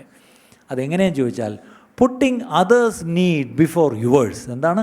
മറ്റുള്ളവരുടെ ആവശ്യം നിങ്ങളുടെ ആവശ്യത്തിന് മുമ്പേ വയ്ക്കണം. ആലോചിക്കേ, നമ്മൾ ഓരോരുത്തരും അങ്ങനെയാണോ?